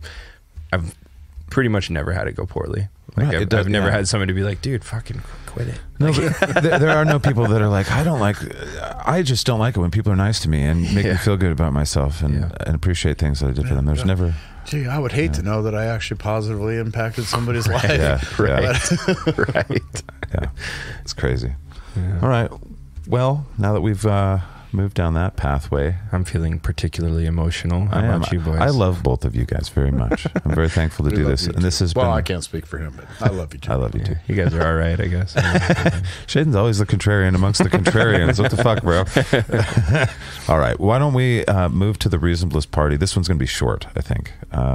as the post office exists with the government behind it, and we get to start from scratch, what would we do with the post office of today? Would we, or let's start from scratch, would we have a post office that the government has to do with? Why does the post office still exist when we have so many private companies That's the question. as it is? I mean, is it?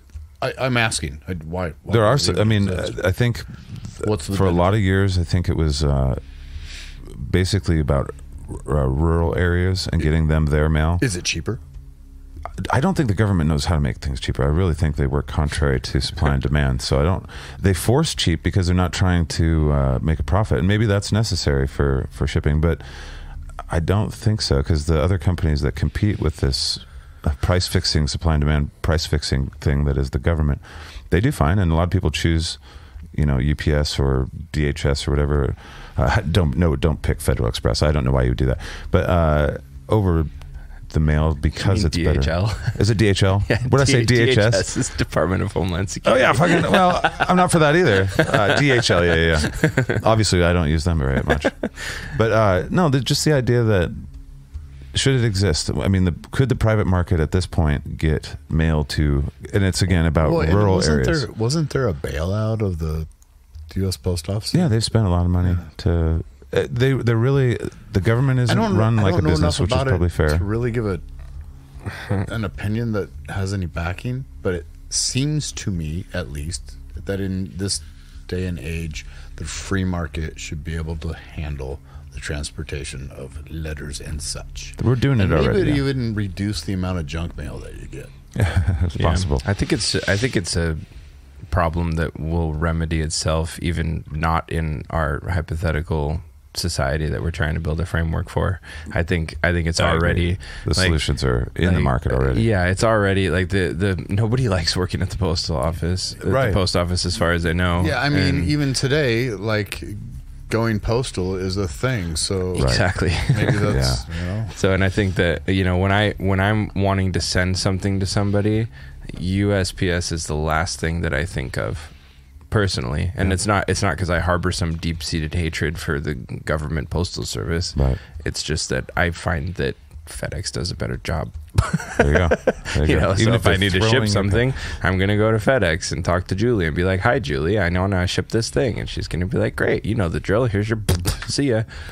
Well, let's do what we try and do every time, and I don't know that much about this either. Let's steel man the post office for the government. Like, what possibly could be the benefit of that? Like you said, I don't know enough about it to have an opinion. Well, sadly, the price fixing thing to try and make it cheaper is possible, but it does fuck with the market, and it makes it so it's not a natural market, and so we don't like supply and demand is important to set prices and values of things and stuff, and it messes with that. But if it's that to the benefit of people, it ruins the companies that are competing, which doesn't benefit like probably millions of people. But what else is there? There's got to be something. Like, again, I think the argument that I've heard from other people is that these places out in the rural areas, there's no incentive. It's too expensive for maybe UPS. because they but have they do. routes. That maybe it makes it easier and more convenient. I think so. I still think private companies could. Take I know we place could of solve that. I know that the private market would solve that. It doesn't seem like a super complicated thing. Like, there's not some magic thing about postal service that makes it so the correct me market if I'm couldn't do wrong, it. but we're already collectively paying for mail to go to rural places anyway, Yeah, right? yeah. So why would we not just continue to do that with the private company that does the best job? Okay. I think the Reasonableness Party has figured out the post office real quick. So we're not going to do that. That can go away. Fair? Sure. All yeah. right. Down with the post office. Down with it, you cunts. All right, I got some advice real quick. This is right on the same thing, and I think I've said it here already, and I probably said it on SKATCAST at some point. This is just like one of those things that I think about all the time. And it's always when I'm working hard and I'm stressing, like, oh, I'm going to forget somebody's name, like in the ice walls thing that I did. I promised people stuff, and I'm like, I got to fulfill and all this stuff. And it's like, I always try and remember, the universe doesn't ask you to be perfect at all, ever, not once. In fact, it advertises that you will probably fail if you try that, and it will hurt you. More times than not, right? Yeah. So the universe asks only that you do your best as whatever that is in the moment of whatever that is. And I don't know the universe. I'm, anthropomorphizing. You're the predicating universe. this whole theory on whether or not the cosmos have a consciousness. Yes. Which, You guys are turning into fucker talks. We haven't done a single Fucker talks. We haven't done a single sci-fi on a thing. shirt. We started off like Fucker this. talker. And I brought up That's our next shirt. Fucker talk. fucker talk. The fuck whisperer. Well, That was the main the shithead whisperer. That was another name at work. no shit. You were the shithead Sorry, whisperer yeah, for a long continue. time. No, basically the premise is that we all fucked up. We all fuck up. We are fuck ups. That is kind of what humans do. And so just do your best. Like, even if your best feels kind of half-assed, if that's all you can muster, that's all we can ask of each other is to, you know, whatever your chemistry is, whatever you're capable of, if you can try and get that upwards around 85% or so. I don't know, arbitrary number. But Do your best and then do it again and try to best your best. yes, And then you're doing great, but you rinse can and do better. repeat. This whole business. That's why of- failures are only to landmarks. Yeah, Correct. Yeah, yeah. This whole business of comparing, you know, ranking your success based on observing other people's success in similar fields, like comparing yourself to other people, Bad. it's poison for your soul. Yeah. You know, I Isn't mean, that- it's Let hard. down. It's hard not to do because you kind of want to pulse check a little bit, like, oh, how good am I at this thing I just did? Really? Right. And the answer is always not as good as somebody else. Yes, No matter, for sure. no matter who you are, even if you happen to be the best at the thing you just did, Not for long. Not for long. Yep. It's not going to last, and it doesn't fucking matter. No, it doesn't. The only person that cares is that person, and it never lasts. It doesn't have any real tangible value. The value is in besting yourself. Right? Yes. So also be gracious with yourself. You know, like if you allow yourself to fail, because failure is not automatically a negative thing. You know, you It's gotta not break. fun. You gotta It break that sucks, fucking but- mindset. Yeah. All right. So do your fucking best. That's all anybody asks of you. That's what we're asking of you, and that's your responsibility, most likely, according to my theory. That's Yeah. what the advertising of the universe on all the billboards in our lives are like. Just try, and that's all you got. And that's that's- life, is to do try. your best. Pat yourself on the back for a minute, and then go do it better. Yep.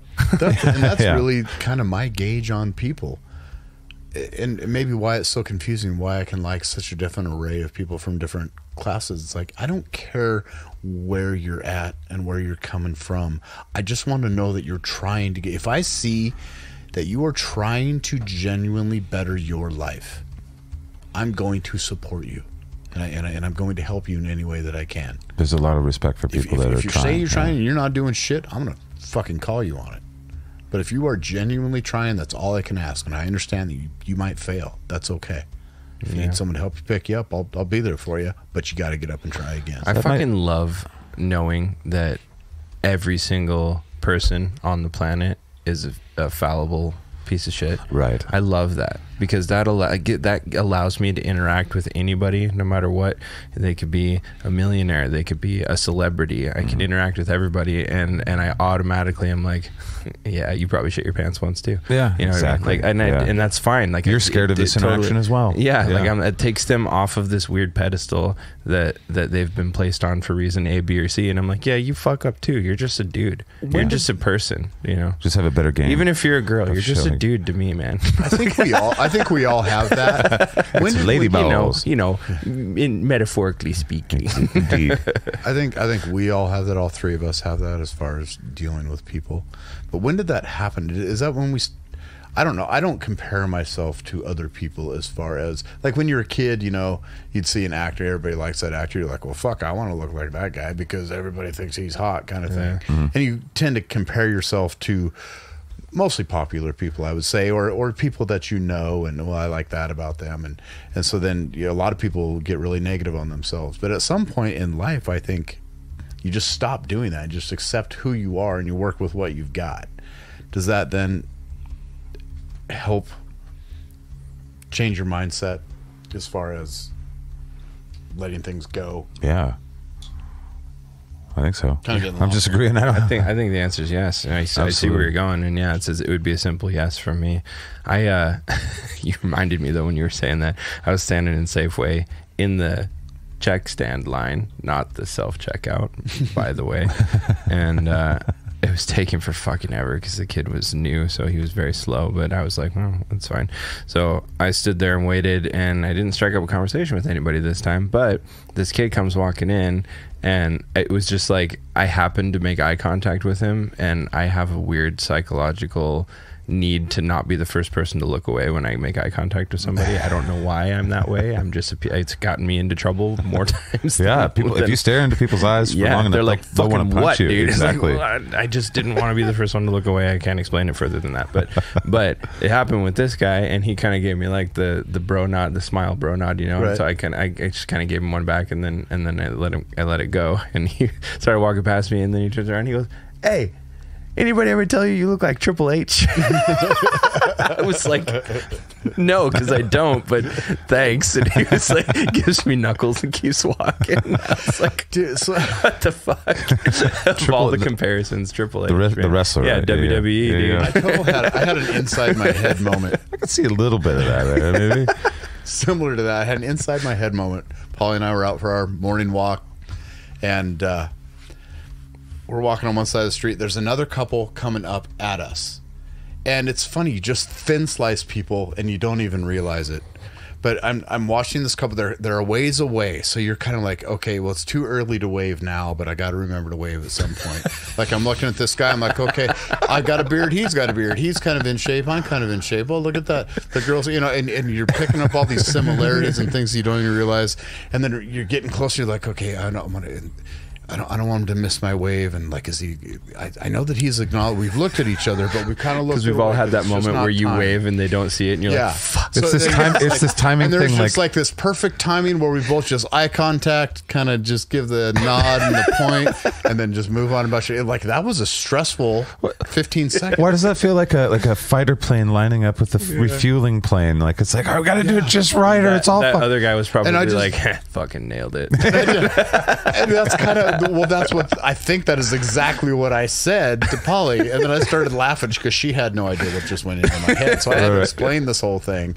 And then which got into this whole conversation of just, you know, thin slicing people quickly as we move along the day. Yeah. And, you know, if it's a different person, I may not want to wave to them, or you know, it just or I'm going to give a different type of acknowledgement if it's an older gentleman versus a younger lady, or, Yep. you know. Every person gets a different game from us. Every single person, and sometimes and we do, and we different don't games. even know that we do it, and it's actually a safety mechanism within us. I love it. Quantum Psychology, Robert Anton Wilson, and Prometheus Rising, Robert Anton Wilson. Both are exposés into that. And Timothy Leary's research into that is very interesting. A book called Slice. Also Slice. Okay. I don't know who wrote it. I love talking books. I did a commercial for Dave Negus yesterday about Barnes & Noble, where it was just like, what the fuck, you guys? Do you want to live in a world without bookstores? What the fuck? Anyway. Yes, I do. No, fuck you, Jeff. Get out of here. Well, they kicked me out, so I'm never going back. Oh, shit. Well, fair enough. I mean, without Barnes & Noble specifically, maybe. I worked at Barnes & Noble, and I will give you guys that. It was a good gig because it's books and it was music and stuff. But yeah, the culture of inside the company actually wasn't super bad compared to other companies I worked with, but not my favorite as far as the management of. I spent a lot of time in Barnes & Nobles, but at this point, I don't think I would shed a tear if they were to be supplanted by some other bookstore entity that did it better. I'd like Bring to back see- Hastings, god damn it. Hastings was great. That was some in the Hastings. Northwest was super good. Yeah, it's probably in California too. Hastings. Yeah, anybody who knows Hastings, man, shout out. R.I.P. Hastings. Yeah. Well, I think we did it to him with the internet shopping. Yeah, pretty much. For sure. Your guys' fault. Yeah, that's why there's not toy stores. That's why there's not bookstores. That's why there's not music stores. I don't miss my late fees on the DVDs I rented from Hastings, though. Yeah, fair enough. Fair enough. I paid $90 for Goodwill Hunting way back in the day. $90. They made me buy it. Cut it off They at the made me value. buy it. Congratulations, you own it now. They made me buy it, and I guess when I learned this from then, the VHS tapes, they pay a lot for them because they know they're going to get the money back. So the wholesale is like ridiculous. They're like, this is you can't. It was before you could do a lot of the things technologically and download it for free and steal it and all that shit. But yeah, they're like, this is actually a $350 or whatever, some hundreds of dollars, and I was like, it's a fucking VHS tape. And they're like, yeah, well, it cuts into our costs. You're we right. have It's probably something they say just to justify exactly, their bullshit. exactly. Speaking of which, I still have a Motherfucking, that's what I VHS thought. player up in my apartment, Shit, yeah. Pierce. And I just found a VHS tape it's a Brad Pitt movie where he's a killer, and it's called California. Oh yeah, with a K. Yeah, yeah. great I never saw it. And I am so excited to get up there and watch it. Hell yeah, and I still rewind have it a afterwards. VCR in my closet that I've been saving because I'm like, someday I would keep it. I still have the whole trilogy of Lord of the Rings on VHS. I keep That it in a movie's that old, cool. it was I in keep it in a VHS? cool, dark place. Fuck yeah. No kidding. Yeah. Wow. Oh yeah, it came out 90. Tolkien was the OG fantasy dude, man. Love that shit. All right, we got a couple things left. We're almost to the end of our ride. This one is about holidays, and it's fuck this. Fuck holidays. And I think... Fuck this thing. Monique and I, we talked on the Dipshit Files. We were like, it was about the history of Halloween, and I love Halloween. But Same. my premise is that basically Samhain starts about the 28th or something like that. And then we go all the way till remember the 5th of November. So I like back in the day, Saturnalia and these things were like week-long festivals. A lot of places around the world, they still do that. America just works too fucking hard. So there's no way we could take 7 days off. Not a single one of us Yeah, and could we take. work stupidly too. We do. We Yes. work hard in a dumb way. I agree with that too. So my premise is the opposite of yours. It's like I like when people celebrate shit, even if it's arbitrary and random. So I was like, Dead Mom Day should be a thing. Dead Pet Day should be a thing. So that was my thing, and you're the opposite. Wrong. Yeah, Give me why I'm wrong. I'm also the No. opposite. I didn't say that you were wrong, Wrong. Fuck. I did. Wrong. but I'll go fuck myself as soon as you guys leave. It's fine. you know, even as a law enforcement officer, I don't need a fucking law enforcement appreciation day. People that appreciate me, I'm glad that you appreciate me. Yeah. Appreciate me every day, not just on a special day. It's okay. Don't tell the me what to people do, Jeff. And the people that don't appreciate me, they're not going to appreciate me that day either. So I don't give a fuck. You don't need a special. Valentine's Day is like It's religious stuff. It's chocolate and it's religion. terrible. No, it's I fucking hate Valentine's Day. it's- I could rant on that shit so hard. yeah, it's like your love for me is only so much as the value of whatever you bought for me, and it was cheap, so you must not love me. I'm like, God damn, she caught me. No, yeah, we just don't need all these ridiculous holidays. Not every day needs to be a fucking celebration for something. Just live your life. Okay, then here's my compromise with But, you. no, My hold it real okay. quick. I wasn't quite done. Okay. Having said all that, It seemed like you Stand were. down. it's not that I Standing don't down. appreciate Christmas. I know I don't believe in Jesus, but the fact that families get together and do things together great. is great. Halloween is fun. I love watching kids run around and beg for candy. It's kind of funny. It is funny. You know. So Lovely there tradition. is some enjoyable stuff, but we don't need Secretary's Day and Right. Plumber Appreciation Day, Left-handed guy day. Yeah, whatever stupid shit. What about, okay, I don't care. what's Father's Day, Mother's Day, those are, what do you about those? I kind of Get think those fucked, are Mom and kinda Dad? pointless too. Yeah, those cause more stress Not in a lot literally, of though. families Oedipus, calm than down. not. I mean, in enough. general, holidays in general really cause more stress than they do happiness for most families. That's true. For certain kinds of people, it could be the worst time of year by far. Just the judgment and like, did I get the right present and did I forget somebody? And holy shit, the Yeah. pie. Yeah. You know, or then, you got the Father's Day where a lot of people don't know who their dad is, or, dad's not around, or mom is gone. And it's just a bunch of socks and just- ties. yeah, It's just- really yeah, and- an afterthought. We could just, try and be nice once in a while. Okay, so here's Just my randomly. compromise. Instead of a bunch of shit-ass holidays that mean almost nothing to us, we've got a few that we like. Let's extend those. Let's make Christmas big and long. Get some naked orgies going. Fucking have that be like the 23rd. 23rd is Naked Orgy Day in the snow, and that's fine. Nice. But just extend them out. So we actually feel like, we got all our holiday out, and we should have one in the spring. We should have one in the fall. We should have one in the winter. We should have, in summer is a fucking, whatever. That's how they used to do it. Yeah, so why not? I mean, a lot of places in the world. As long I as there's should say. not forced economy booming where you Yeah, I don't wanna do go any of that. buy shit. oh, Yeah. well, Yeah, all of my. So here's where shaming I land you on into it. buying plastic things This is where I'm gonna jump how the in world works. because I agree with you, Jeff, on pretty much most of what you said. My issue with having a lot of holidays is that nothing is special if everything has a Devalues holiday. them, right? It's just yeah, like quantity automatically comes at the cost of quality. that's what I'm saying. We pick a few real good ones and we right? just And let it that's go. I can get more behind that, and I'm also It's funny to talk about this with you guys because you fuckers know how I am, but I set a precedent with everybody I care about in my life. I'm like, look, I do not want you to feel obligated to buy me gifts for birthday or Christmas or any of that shit because I can guarantee you I will not be getting you anything. and that makes me sound like a cunt, but the reason is because I actually give a shit.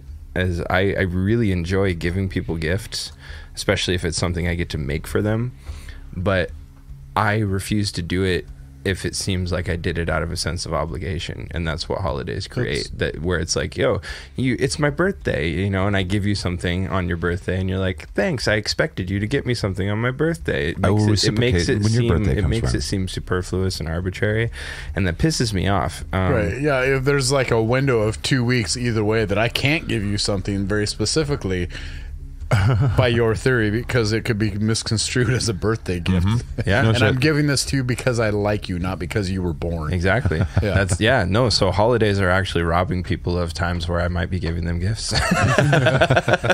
But I feel the same way about holidays that aren't necessarily gift giving holidays, but like Mother's Day and Father's Day, like you brought up, Zach. Like, yeah, fuck both of those too. Like I fucking love my dad, and everybody that knows me for longer than a few minutes knows that I fucking love my dad. Yeah. And moreover, your dad knows you love your dad. Yeah, he does. And I have no problem being fucking vocal about it. But I'm over, and I've done the, you know, I'm going to make a public Facebook post about my dad because it's Father's Day. But I always made a point to say, look, I'm not doing this because it's Father's Day. I'm just jumping on that excuse to say shit that I say year round. You know what I mean? But and it feels cheaper to me when I do it on Father's Day, because then it's just like, oh, well, it's Father's Day. Everybody's saying shit about their dad, you know? So does it not help that Father's Day was founded here in Spokane? Wasn't it or was it Mother's Day? It was Father's Day. So does really? Yeah, man. You're like, well, you're fuck shitting us on in particular. You're shitting on our local tradition that we founded and the world celebrates. Way to go. I don't care for it.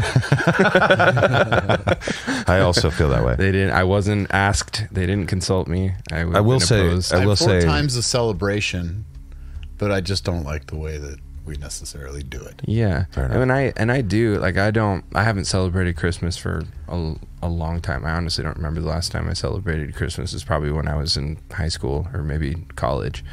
But as an adult, out on my own, I don't celebrate Christmas. I love the idea of Yule, which is where Christmas, our modern adaptation of it, came from originally, and it is that it's like it's from the winter solstice all the way until the new year. Yep. You know, and that's how I treat it. Like, I mean, I still have to do adult shit, you know, like, so I'm not just like taking that whole time off to fuck off, but I've spent the last several years over here at your house, Zach, you know, with the people that are in our close circle, and our family. You know, there are some gifts, but they're not extra. They're like here, I made this for you, or you know, like this is something that I've had. We're old school as fuck. We are, man. I make fucking wassail, and we all drink it, and it's great. Yeah. Well, and I'll tell you, this is the first year that I'll see all the holidays. I mean, I usually intentionally worked holidays because it was double time and a half, and that was way.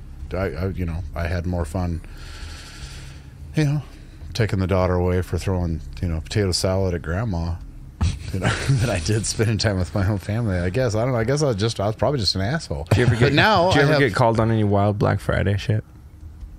Oh, fights. That's a holiday that can fuck straight off for sure. Black Friday. I actually want to go experience it just for once.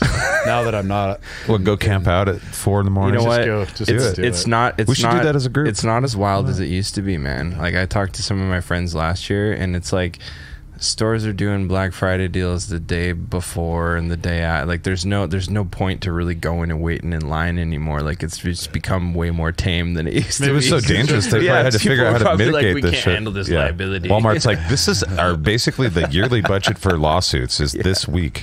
Yeah. So, but like this year, so I get to see all the holidays, and you know, like, I'm actually going to be spending holidays with people. So now you'll maybe have a more.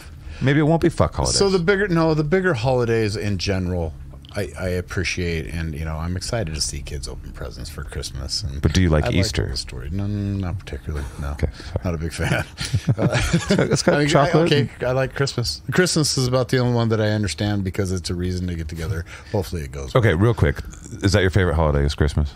I don't really know. Halloween's my favorite holiday. Favorite holiday? Yeah, Shaiden. Correct answer. Holiday. Halloween. Everyone's holiday. Okay. Everyone's Halloween. All right. Yeah. No, I just like the principle of. I like the idea of families being able to get together and get along. Does it happen? Sometimes I think I've heard it does. Yeah. You know, I didn't have fond memories because of work, but You should join us for Yule this You year. know, I've been trick or treating once my entire life. No, Yeah, that's not You're a right. little old now. I know. They call the police on you now. I know. I don't get. I missed it. Whatever, I you don't can get to go. do it You can anymore. go trick or treating if you want to. You can go get an adult Happy Meal at McDonald's. Fucking things are okay now. You're only allowed to go trick or treating at my age if you're escorting children. That's the only way it's acceptable, and you're not really participating. You just take their candy. So I've actually. So if anybody doesn't want to take their kids trick or treating and wants to loan them to me for the evening, I will take them. You can go with us. But know that they're working for me for the night, and I will be taking my cut of the candy. I have a cheat code This is a for you. business You can go with enterprise. us. I have I'm down. I have a cheat code for you.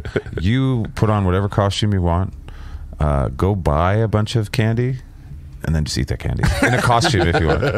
And if you want to really get the experience, you could get on a treadmill and just walk in really uncomfortable shoes. And Yeah, it's honestly, I never really felt like I was missing out on a whole lot. Like it's people like, you never went trick or treating. The nostalgia is stronger than I the- did once, but like it's one of those things that's like, yeah, if I had done it with my friends when I was a kid, I probably would be like, woo, trick or treating. Yeah, but like, trick-or-treating was but now I'm awesome. just It like was, yeah. same like what you just said. I was like, I could just fucking go buy candy whenever I want because I'm a fucking adult, Right. And I don't have to worry that somebody stuck a razor blade in it, and I dress up all year never round once has that anyway. ever People, fucking happened, I don't think. people pay me to dress That's up right. all year round. That's so right. like dressing up isn't even special No, to me. it's not. Seriously, of all the bullshit that they talked about growing up with Halloween candy of razor blades and drugs, does anybody ever know anybody of No. anyone that It happened one anything time to ever one person fucking somewhere. happened to ever? Yeah, no. I mean, People don't Anything put is their drugs possible, in but- candy for sure. The razor blade thing, that's There's attempted fentanyls murder. that look like Skittles now, though, bro. Oh god. Saw that shit on the news. The news is always telling me the truth, that's for sure.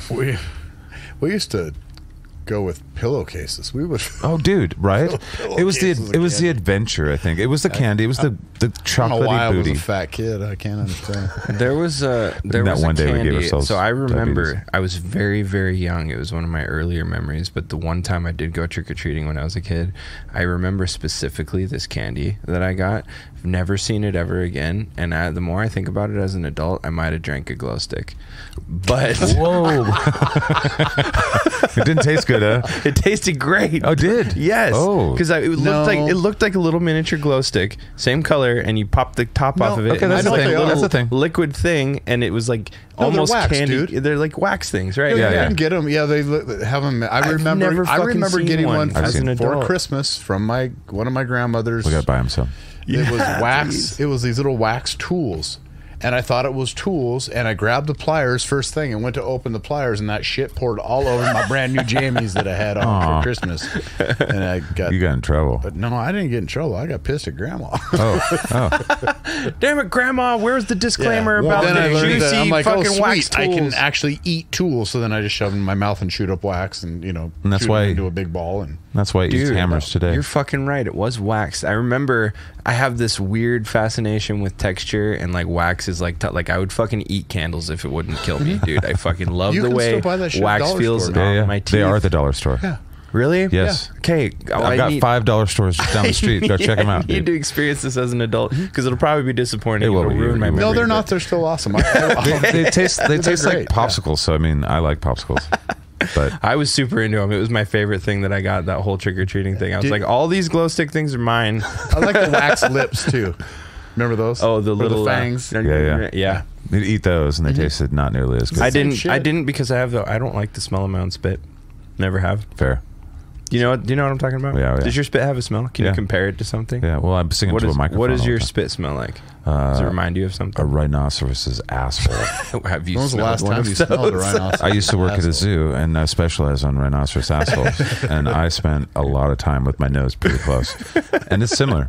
I have the back tooth spit of a rhinoceros asshole coming out of my mouth. You want to know what mine is? What's that? It's specifically McDonald's ketchup and mustard packets. When Fuck. you mix the ketchup and mustard, Dude, that is a specific smell that I know. my spit smells like that mixture. acidic. I hate it. I fucking hate it. And I could be fresh, brushed my teeth if I smell my spit. It's repulsive. You got to to me. floss, crazy. bro. Dude, I floss all the time. Dude, that's why my wife and I swear to God, the very first thing that I noticed about By the her way, that I I'm was single, attracted. lady. He's just single. Yeah, but was my wife's her breath, her smell, her taste, like her. This is a little too much information, but I was like, this is the person I love. Is this smell, this taste, and it's every day of my life since I've been married with her. I'm like, that's the taste of my wife. It's a chemical And thing it's- for sure. There's a song for that. That's a taste of my wife, girl. Kiss is sweeter than wine. Oh, fucking A. Well, that's probably better than mine. That was the softest fuck this I think we've ever done, where it's like, fuck holidays kind of, but I like them, and also pie's good. You know what I mean? Well, I just don't need a fucking holiday every goddamn day. No, I That's want all. it. Fuck the Life is not a arbitrary fucking holiday holidays every and day. fuck Like, the lessens fuck the corporate importance of aspect. real shit that we should be doing. Let's Yeah. pick 4 or 5 good ones a year and celebrate them hard. Yeah. Okay. Free All right. cocaine every day on those days. I don't know. In vending machines. And also the purge. Yeah. So before we get to the very last thing, That's right. I had a whole. Yeah, we'll do that one another time. write that shit down, bro. Before we get to the things that Shaiden learned that he's going to teach us about, I have no idea what the fuck this is in my notes. But make sure you send us your we don't want to say your problems, but like we said, we're going to listen to what you guys have to say and give us your information over the next however long we do this. People have challenges in life or things coming up or dealing with stuff. Sometimes they just want a perspective. Yep. Maybe Here's we've 3 been through douchebags. it. Yeah, maybe we've been through it or we have a perspective. We're not saying we're going to fix it, but No, and we're going to, after we're done probably making it worse, we're going to throw it to the audience and allow them to help as well. So we're going to kind of just work together on whatever it is. And I don't know, examples would be stuff, mental stuff. You just got out of this, got out of that. You're looking forward to some of this, but also, I don't know. I mean, whatever. Yeah, financial stuff. We'll do our best. Yeah, I think our goal is to just offer perspective, Physical stuff. offer our perspective on shit. Yeah.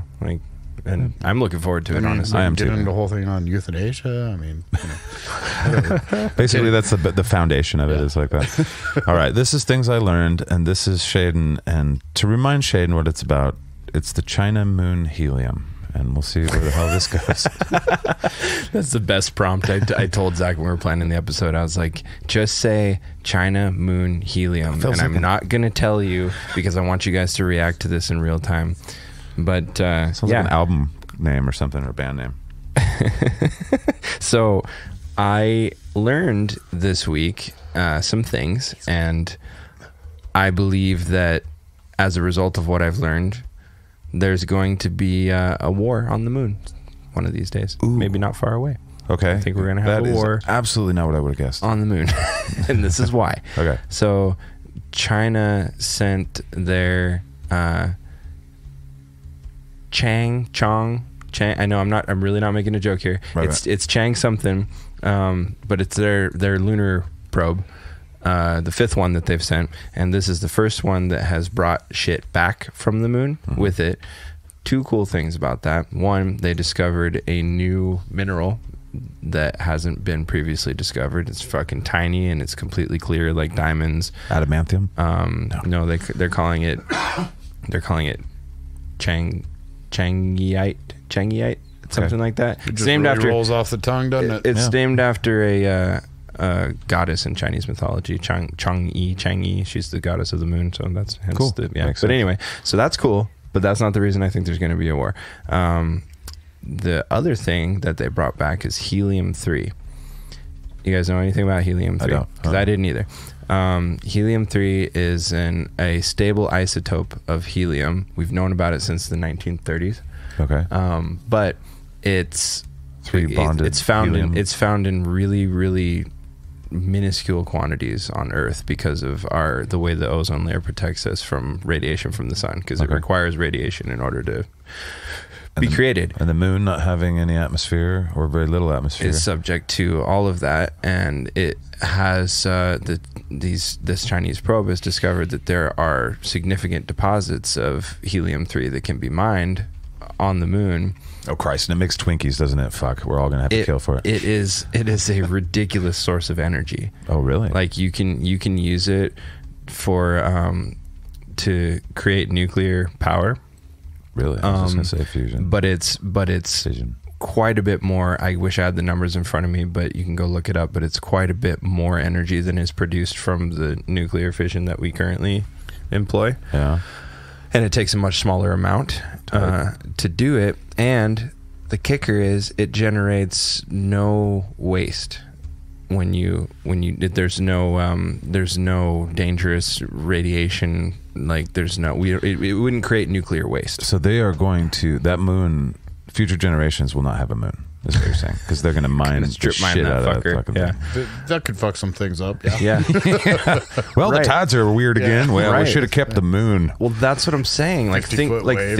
think about the ramifications of that. Well, we're building and, spaceships with that shit. That's and, what we'd have to and do. think about the fact that nobody offer. owns the rights to the moon. So it's free game for anybody that can get there and get this shit. And now that China has it, you bet your ass it's time to go, boys. Like, Yeah, no shit. It's been a long time since we've been to the moon. It and just now- became a priority, and You know that conversation's being had too in the Pentagon right now. and the fact that it was China of all countries that fucking We're getting along discovered great right this. now. Like, yeah, Getting and along they have a great track record of being. We're They doing have a it all great right. track record of having, the interests of humanity, at heart, and being very transparent with the shit that they do. Their government is Not. really the pinnacle of what you want for a one-party system. Just transparent and Yep. Yeah. Really soft and shining forgiving. example. Yeah. Yeah. wise. Up front. Just awesome shit.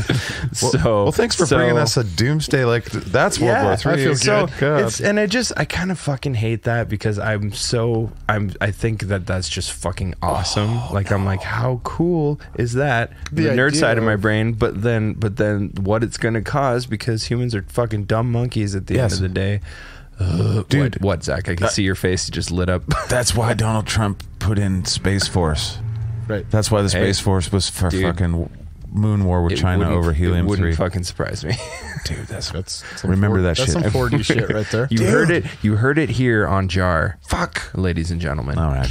Well, at least we're gonna have a sci-fi war. That's at least Yeah. more deadly and brutal. No, it should be. Dude, the Moon fun to Wars. watch. The Moon Wars. That's going into a Gunner Future Halifax. generations are going to be talking about the fucking Moon Wars, dude. When there's no moon or a big chick, it's like the face on the moon. It's like actually a face now. Well, It's like, so I mean that's a little dramatic. Like we've been mining the fuck out of the Earth and it's still intact, Yeah, so yeah. I don't know that we would destroy the moon mining it for helium, but we try. I mean, blowing each other up on the moon, trying to keep each other from the Yeah. helium, maybe Much more likely. Much more likely. So if the moon is an egg, Or made of cheese. No, okay, so what's the proper thing here? Like, okay, let's go back to the reasonablest party. We realize there's some valuable substance on the moon, and it's not owned by anybody. Do we do an inventory of it and it's go like, super okay, valuable, we need to, dude. Like $14 quadrillion, kind of valuable. Oh yeah, we're fucked. Yeah, Yeah, we're fucked. Damn. Maybe we allow China to they were first, grab it, and we buy our energy, which should be cheaper, right? If it's this much power, and Yeah, we with just, transportation and we'll how to just get it over the and ocean, mining we're it. just- logistics, baby. I know. Well, We brought this energy from the moon. it's kind of going up That's in price. about as imported You know, as it gets. I guess they Amen. use that for energy to get back and forth. It reduces the cost. How far is the shipping? 220,000 miles. Oh, fuck. All right. Well, well, maybe they bring it back to Earth and then they set up power plants and they just charge us Yeah. for it. Well, and I think the other. I just part want my of this- internet. God damn it. The other part of this, as I understand from a cursory examination, is that we don't have facilities capable of dealing with it on a scale that would be meaningful yet. Just because it hasn't just been, like- it hasn't we don't been a have that priority for- because we haven't had enough of this shit to try and develop They that. don't have that piece for of the electric infrastructure. cars, let alone helium-3. Yeah. But I mean, now that it's been shown as a possibility, bet your ass that the work on those facilities is going to go it just became a fucking priority. Well, it's fascinating. It could be the future of humanity, too. We could be running man. off of moon power in the future. Wouldn't that be And wild? It would be. Like we power our whole planet from trace amounts of helium we brought back from the moon. That's better than burning a bunch of It's shit. a really cool, like if you guys want to, if I got some fellow nerds out there that want to nerd out on this shit, go look it up. I learned all about helium-3. It's the only fucking isotope that exists that has more protons than neutrons. Usually it's the other way around. But It's like, helium-3 is here, but it just exists in small doses. yeah, it's Or trace could it be amounts because created? it's created as I understand it, and I don't fucking, this is just me reading shit on the internet this week, but it's created through direct radiation from the sun. So our atmosphere kind of precludes the creation of it. I don't know. Gotcha. I mean, if we could make it, I'm sure we would have by now because it's such a high efficiency source of energy. My guess would be maybe we found a way to create it, but it takes more energy to create it than we would get from it. You know Wait what a I mean? minute. They can already create buildings with no atmosphere, right? I mean, they can recreate no atmosphere. Why couldn't they recreate no atmosphere with sunlight? Yeah, I guess recreating solar radiation inside of our I've got all the atmosphere. answers, right? I think Samesies. recreating solar radiation inside of our atmosphere is probably not a wise thing to do. Yeah. Would be my guess as an uneducated layman. We blew up the stratosphere with nuclear bombs for just to see what would happen at one point in history. So I mean, we're not above anything. Right. Some part of me would like to think we've grown. Yeah. Look around, right? Yep, I know, keep thinking that, me. and I'm like, Fuck me. Somebody drags me back down to earth, like, oh yeah, that guy fucking blew himself up in a rocket trying to figure out if the world was flat. Yeah. Twice. We're doing fine. We're doing great. I think that's our show. That's Jar 17. Fuck you guys. Hell yeah. That was fun. That's good. So send us your stuff at justaridepod@gmail.com. Just a ride pod. Just a ride pod. Send us in that stuff, all the problems, issues, concerns, things like that. Bring Just unto things us you wanna your hear about. woes. Yeah. That's all I got. I'm not closing out the show. I don't have a whole spiel. .com, Patreon. Love you guys. Love you. It's been a lot of fun doing 17 weeks of this. We look forward to next week. I think for next week, little homework for us, bring the best woman in your life. Just like we did with man. Let's brag on best woman that we know in our lives. Okay. All right? And Copy I that. bet you it won't be our moms. Who was you guys? It was your dad, and your dad wasn't my dad, but I bet it won't be our moms. I Although guess I- we'll find out. Tune in next week. God, there's Don't answer right now, you fucker. no. I'm not. It's a cliffhanger, you cunt. We're hanging the cliff. It's like our logo. There's a little part that the ride breaks off. No. I just No, I said hear what you were gonna next say. week on Dragon Ball Z. No, that's just an interesting question. That just my mind just started going 1,000 different directions. So, okay, I can't wait to hear about it. So. All right, so that's next week, if we remember, on Just a Ride podcast. So, as always, we'll talk at you in the future. It'll seem like the present. I don't know why I make you guys do that, but thank you for humoring this dance monkeys. Bye, guys. Bye. Bye. It's just a ride. Whoa, oh, it's just a ride. Bing. Bong.